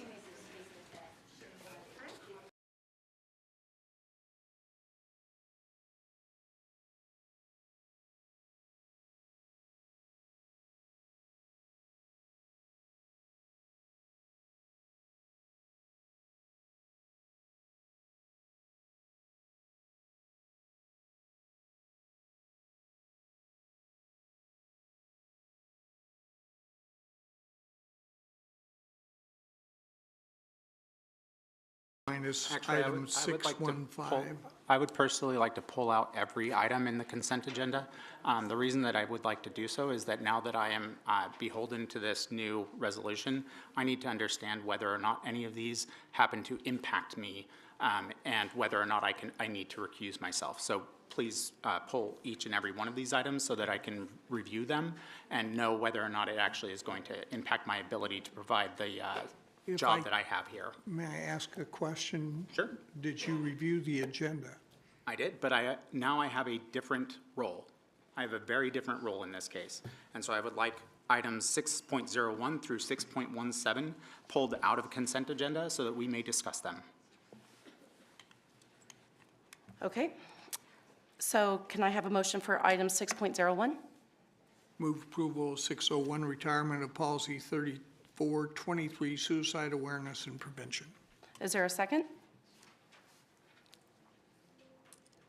A second? Second? There's a motion on the floor, and it's been seconded. Open discussion? Okay, so maybe we can get, all right, I guess I'll point this to Mr. Vella.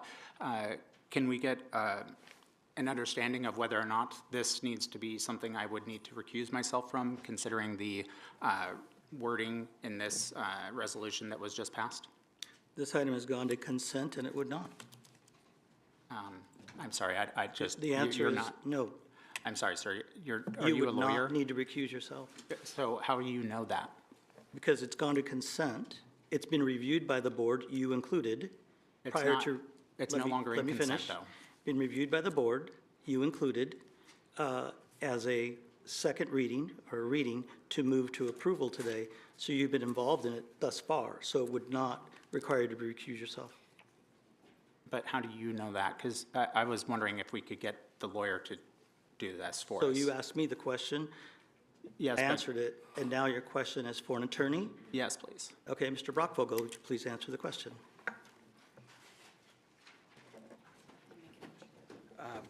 Madam Chair, members of the board, the question is whether the passage of the recent resolution 1669 would affect your ability to vote on the consent agenda items. Is that? No, just on 6.01. Okay. No. In my opinion, it does not affect your ability to vote on. However, if you have, I mean, like that resolution said, if you have some independent conflict or something, you know, that still remains a sort of searching within yourself type of moment on anything going forward. Okay.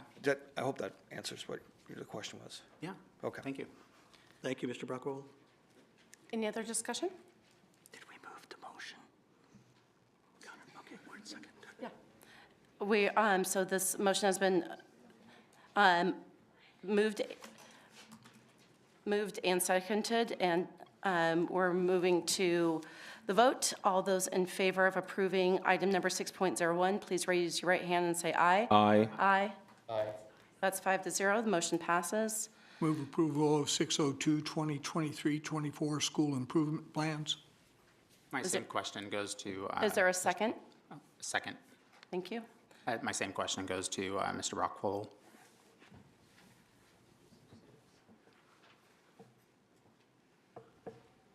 Madam Chair, members of the board, the question is whether the resolution that was just passed, 1669, would affect your ability to vote on 6.02. In my opinion, it would not. However, as I said in the previous discussion, you would have to search within yourself to determine whether there was a conflict. The reason I question this one, school improvement plans, would those not affect the working conditions of teachers? I'm not sure what it says in there. I mean, you'd have to review it. And I mean, but if we're improving plans for a school, I would think that that would materially impact teachers in that school, no?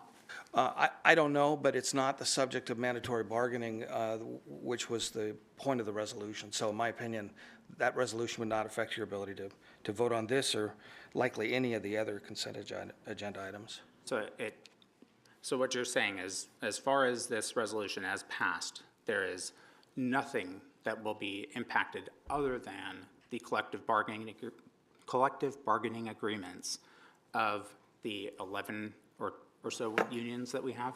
Right. And so nothing else can can be put as part of that. And so there will be no, nothing done via this resolution that would stop me from doing what I need to do on anything else outside of collective bargaining agreements. I think the resolution speaks for itself, and it pertains to collective bargaining agreements and related to collective bargaining agreements. I wouldn't read too much into it with everything you consider, because that really just deals with collective bargaining.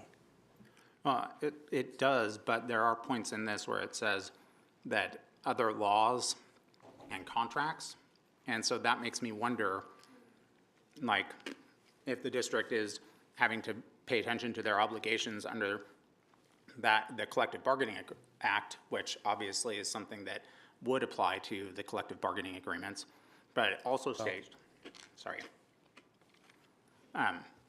it also states other law and contracts, and so that seems pretty broad. Like, to me, that says that it could be almost anything. So I want to make sure that, you know, if this is saying that I should be recusing myself, I feel like I need to be very, very sure that I'm not going against this policy, correct? Or this resolution, I should say. Again, the resolution had nothing to do with recusal.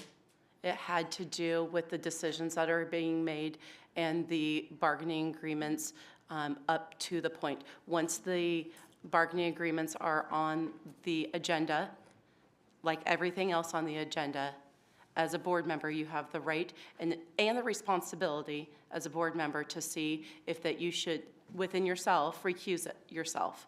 And so I believe that the answer will be the same for each of these items as it is for every item for every board member on this dais, is that the item must be looked at and viewed by the board member themselves if there is a reason that a recusal should happen. That has nothing to do with the resolution that was just passed. So what are the other laws and contracts that this is talking about? Those that would apply, I imagine. But if you're asking me whether you need to recuse yourself, I don't see it. But that's a question that you would have to ask yourself. And if you feel uncomfortable with it, then perhaps you do. Would that not, would this particular item, I mean, same thing with the Cedar Heights Middle School sound upgrade, all of those things, they go to changing working conditions for teachers. Yeah. And so to me, that seems like, since we're enumerating all this stuff very specifically, saying that I need to be held away from those discussions, it makes me wonder if I need to be aware or away from these discussions as well. Like, again, everything on the agenda that is for vote is open for everybody on the board for the right to be able to vote on it and the responsibility of deciding within themselves and the relationships that they have if they should recuse themselves. So I believe that the question has been asked and answered. We're going to go ahead and move to a vote. All those in favor of passing item number 6.02, 2023-2024 School Improvement Plan, please raise your right hand and say aye. Aye. Aye. Aye. That's 5-0. The motion passes. Madam Chair, I move 603 Cedar Heights Middle School sound system upgrade. Is there a second? Second. Great. Discussion? I would like Mr. Brockvogel to come back. I know he's said already, but I'd like him to say it for each item so that I know that I'm following legal advice here. Okay, so you're asking for legal advice. I'll ask Mr. Brockvogel to come up and stay and answer whether you need to recuse yourself based on your question for this item, 6.03. Thank you. Thank you, Madam President and board members. Superintendent Vela. So the question is whether you would need to recuse yourself from the remainder of the consent agenda in light of the resolution that was passed. No, we're only discussing 6.03 at this point. Okay. Is there, Madam Chair, is there a need to go through individually, or since I'm up here, go I don't through think them so. all? Okay. But I don't either. I will just say, and I could just say for the record, for 602, 603, 4, 5, 6, 7, 8, 9, 10, 11, 12, 13, 14, 15, 16, and 17, the resolution that was passed tonight has no impact on any board member's ability to vote on those items. Thank you, Mr. Brockvogel. move to a vote on item number 6.03, Cedar Heights Middle School sound system upgrade. All those in favor, please raise your right hand and say aye. Aye. Aye. Aye. The motion passes 5-0. Madam Chair, I move 604 River Ridge Elementary School Associated Student Body Constitution and Bylaws. We have a motion on the floor. Is there a second? Second. Discussion? Seeing none, we move to a vote. All those in favor, raise your right hand and say aye. Aye. Aye. The motion passes 5-0. Madam Chair, I move 606 Meridian Middle School Door Hardware Replacement Project Bid Acceptance and Award of Contract. Second. I'm sorry. I believe actually we are on 6.05. Yes. Oh, I'm sorry. Yeah. My apologies. I move 605 Mill Creek Middle School American Disabilities Act Operators Installation. Is there a second? I second. There's a motion on the floor for 6.05 Mill Creek Middle School American Disabilities Act ADA Operators Installation. Is there any discussion? Seeing none, we move for a vote. All those in favor, please raise your right hand and say aye. Aye. Aye. The motion passes 5-0. Second time around, I'll move 606 Meridian Middle School Door Hardware Replacement Project Bid Acceptance and Award of Contract. There's a motion on the floor. Is there a second? Second. The motion's been moved and seconded. Is there any discussion? I was just wondering, how did we come about the different companies that are going to be doing this work or that had provided a bid? Where did we get that from? Superintendent Vela. Could you repeat that, please? Where did we find the 3 companies that provided bids? Okay, so where did we find the bid? Mr. Buzzard?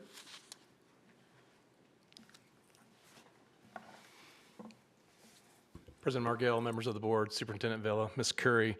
Yes, this was a competitive bid, so it was out in the public. It was advertised, and then we had sealed bids come in. These bids came in. We took the lowest bid. I see. Thank you. Any other discussion? No, thank you. Seeing none, I move for the vote. All those in favor of item number 6.06, Meridian Middle School Door Hardware Replacement Project Bid Acceptance and Award of Contract, please raise your right hand and say aye. Aye. Aye. Aye. The motion passes 5-0. Madam Chair, I move 607 Kent Meridian High School DECA Travel to Anaheim Field Trip and Student Travel Authorization. Second. The motion on the floor has been made and seconded. Discussion? Seeing none, there's a motion for approval of 6.07 Kent Meridian High School DECA Travel to Anaheim, California, Field Trip and Student Travel Authorization. All those in favor, please raise your right hand and say aye. Aye. Aye. Aye. The motion passes 5-0. Madam Chair, I move 608 Kent Meridian High School Track and Field Trip to Eugene, Oregon, Field Trip and Student Travel Authorization. Second. There's been a motion made and seconded. Any discussion? Seeing none, we move to the vote.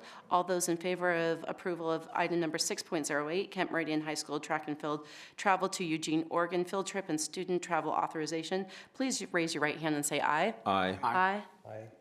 The motion passes 5-0. Madam Chair, I move 609 Kent Meridian High School Track and Field Travel to Portland, Oregon, Field Trip and Student Travel Authorization. Second. The motion has been made and seconded. Any discussion? Seeing none, we move to a vote. There's been a motion to approve item number 6.09, Kent Meridian High School Track and Field Travel to Portland, Oregon, Field Trip and Student Travel Authorization. All those in favor, please raise your right hand and say aye. Aye. Aye. Aye. The motion passes 5-0. Madam Chair, I move 610 Kent Meridian High School Yearbook Travel to Kansas City, Missouri, Field Trip and Student Travel Authorization. The motion has been made. Is there a second? Second. The motion has been made and seconded. Is there any discussion? Seeing none, we move to a vote. All those in favor of item 6.10, Kent Meridian High School Yearbook Travel to Kansas City, Missouri, Field Trip and Student Travel Authorization, please raise your right hand and say aye. Aye. Aye. Aye. That motion passes 5-0. Madam Chair, I move 611 Kent Meridian High School Track and Field Travel to Arcadia, California, Field Trip and Student Travel Authorization. A motion has been made. Is there a second? Second. Motion has been made and seconded and is open for discussion. Seeing none, we move for a vote. All those in favor of approving item number 6.11, Kent Meridian High School track and field travel to Arcadia, California, field trip and student travel authorization, please raise your right hand and say aye. Aye. Aye. Madam Chair, I move 612, Kent Meridian High School Employees International Travel Authorization to Vancouver, BC. Motion has been made. Is there a second? Second. The motion has been made and seconded. We are now open for discussion. Seeing no discussion, we move to a vote for item number 6.12, Kent Meridian High School Employee International Travel Authorization to Vancouver, British Columbia. All those in favor, please raise your right hand and say aye. Aye. Aye. The motion passes 5-0. Madam Chair, I move 613, resolution number 1668, out of endorsement waivers. A motion has been made. Is there a second? Second. A motion has been made and seconded. We're open for discussion. Seeing none, we move to the vote. All those in favor of item number 6.13, resolution 1668, out of endorsement waivers. All those in favor, please raise your right hand and say aye. Aye. Aye. The motion passes 5-0. Madam Chair, I move 614, minutes of February 14, 2024, regular meetings, special meetings, work session, and executive session. The motion has been made. Is there a second? Second. The motion has been made and seconded. Is there any discussion? Seeing no discussion, we're moving this to a vote. All those in favor of approving item 6.14, minutes of February 14th, 2024, regular meeting, special meetings, work session, and executive session, please raise your right hand and say aye. Aye. Aye. The motion passes 5-0. Madam Chair, I move 615, gifts, donations, and/or memorial acceptance. A motion has been made. Is there a second? Second. A motion has been made and seconded. We're open for discussion. If I can, Madam Chair, I want to acknowledge Kiwanis Club of Kent sent to Mill Creek Middle School $1,600 for student rewards and incentives. That's a great gift from Kiwanis. Thank you very much. Is there any additional discussion? Seeing none, we move to the vote. All those in favor of accepting item number 6.15, gift donations and/or memorials acceptance, please raise your right hand and say aye. Aye. Aye. The motion passes 5-0. Madam Chair, I move 616, vouchers. A motion has been made. Is there a second? Second. A motion has been made and seconded. We are open for discussion. I would like to pull the voucher, let me take a look at it here, just a moment.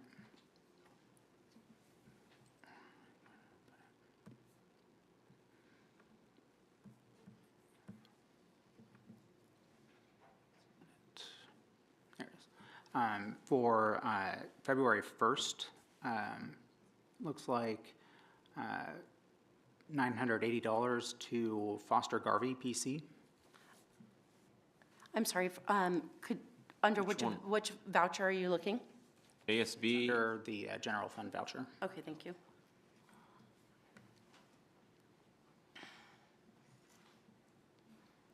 And what date was it that you're February referring to? 1st.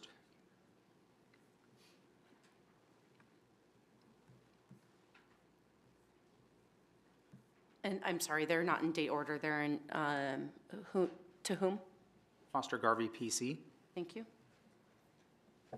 And what was your discussion question on that? I was just wondering who authorized that payment.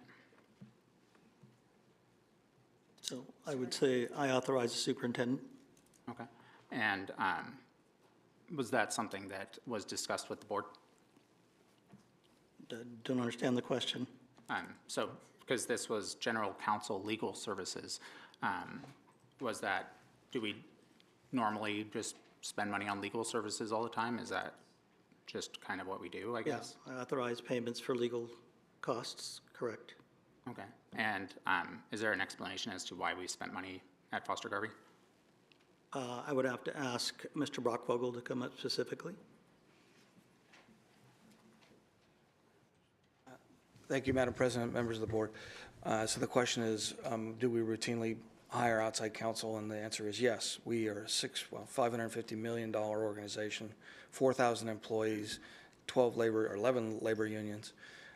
So we're a complex organization that needs attention, and Steve DiGiulio is the person at Foster Garvey that billed us for those services. And what were the services provided?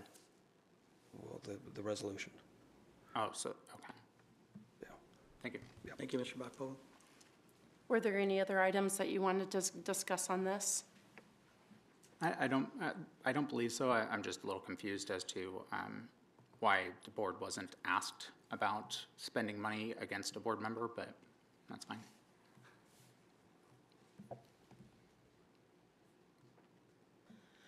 Okay. Seeing no other discussion, we move to the vote. All those in favor of approving item number 6.16 vouchers, please raise your right hand and say aye. Aye. Aye.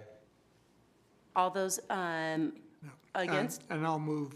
All those opposed? Sorry. Opposed, yes. Sorry, all those opposed, there's a nay. Yes. The motion passes 4-1. I'd move approval of 617 personnel report. The motion has been made. Is there a second? Second. The motion has been made and seconded. Is there a discussion? Seeing none, we move to a vote for item number 6.17, personnel report. All those in favor, please raise your right hand and say aye. Aye. The motion passes 5-0. We have moved out of the consent agenda. I did have comments on item number that I added, 7.03. If there's no other comments for any of the other informational items. I'd like to pull 7.03. Oh, we don't have to make a motion on informational, we can just talk about it. Okay. Because it's just informational. So item 7.03, the open, and I'd like to get the right language that I had on this one that we have for this, and I'm sorry, it's gonna take me just a second to pull that up. I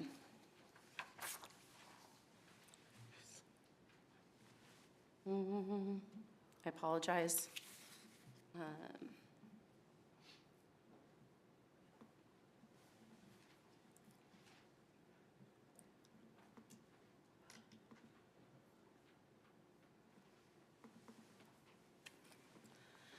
Okay, sorry, 7.03 OPMA disclosure regarding January 24, 2024 regular meeting discussion approval item resolution number 1663, reduction in education program. There was a potential OPMA issue with an email that was sent out from one board member, Director Song, about feelings of how things were said during that discussion, and a subsequent response back that involved 3 different board members, Director Clark, myself, and Director Song. And in that response back from Director Clark, who included 3 of us, there was an apology for that item. And so we bring this to the board, or onto the agenda today, to make sure, just in case, out of abundance of caution, that we that there is no OPMA violation, and just put it on here. We will include the initial email and the subsequent response into the board meeting minutes. I would like to read the email myself. I don't believe it's necessary. It will be included in with the meeting. I know it's not necessary. I would just like to read it. It will be in the board minutes, right? That's fine. Yep. I would like to read it. Okay. Thank you. So this is the email that was sent to the board from Director Song. Just give me one moment, because it is Director Song's email. Director Song, it is public. Are you okay with him reading it? Yeah, I mean, it's public and it's going to be published anyways. Okay, I just still. Okay. Yeah, no, I appreciate that. Thank you. All right. So I'll just start from the top here. Hello, Board, Superintendent, and Naomi. I wanted to take a moment to reflect on the unfortunate news that I am not a part of the collective group as directors. This came as a shock, as the sentiments were expressed as the board being a collaborative collective of 5. However, as stated by Director Clark, the 3 on this side of the aisle did not include myself or Director Cook.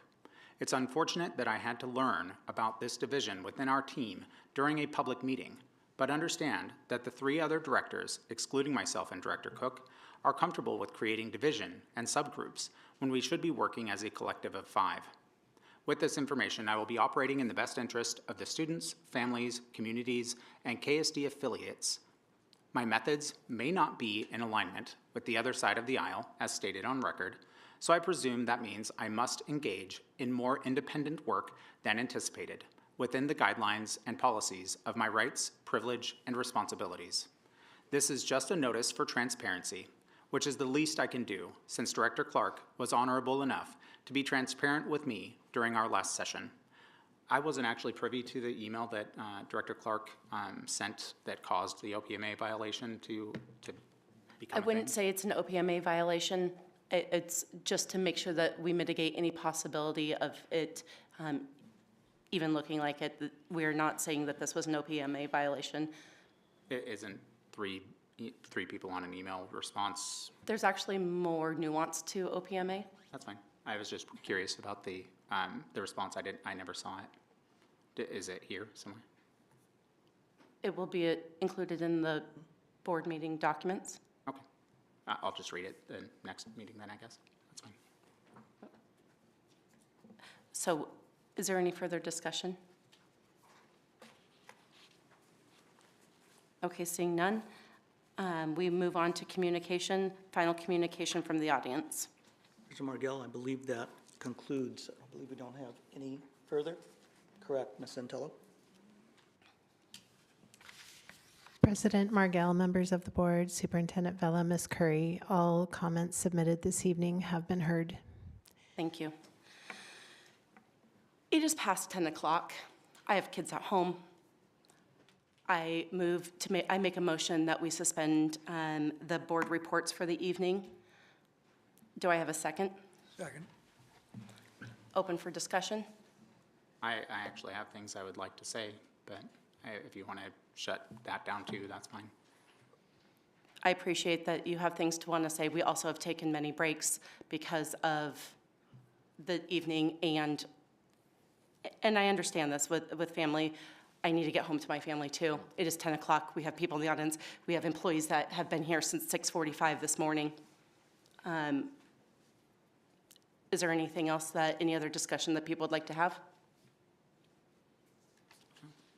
Seeing none, the motion has been made on the floor to suspend board reports for the evening. All those in favor, please raise your right hand and say aye. Aye. Aye. All those opposed, please say nay. Nay. The motion passes 4-1. It is 10:06 p.m. and we are adjourned.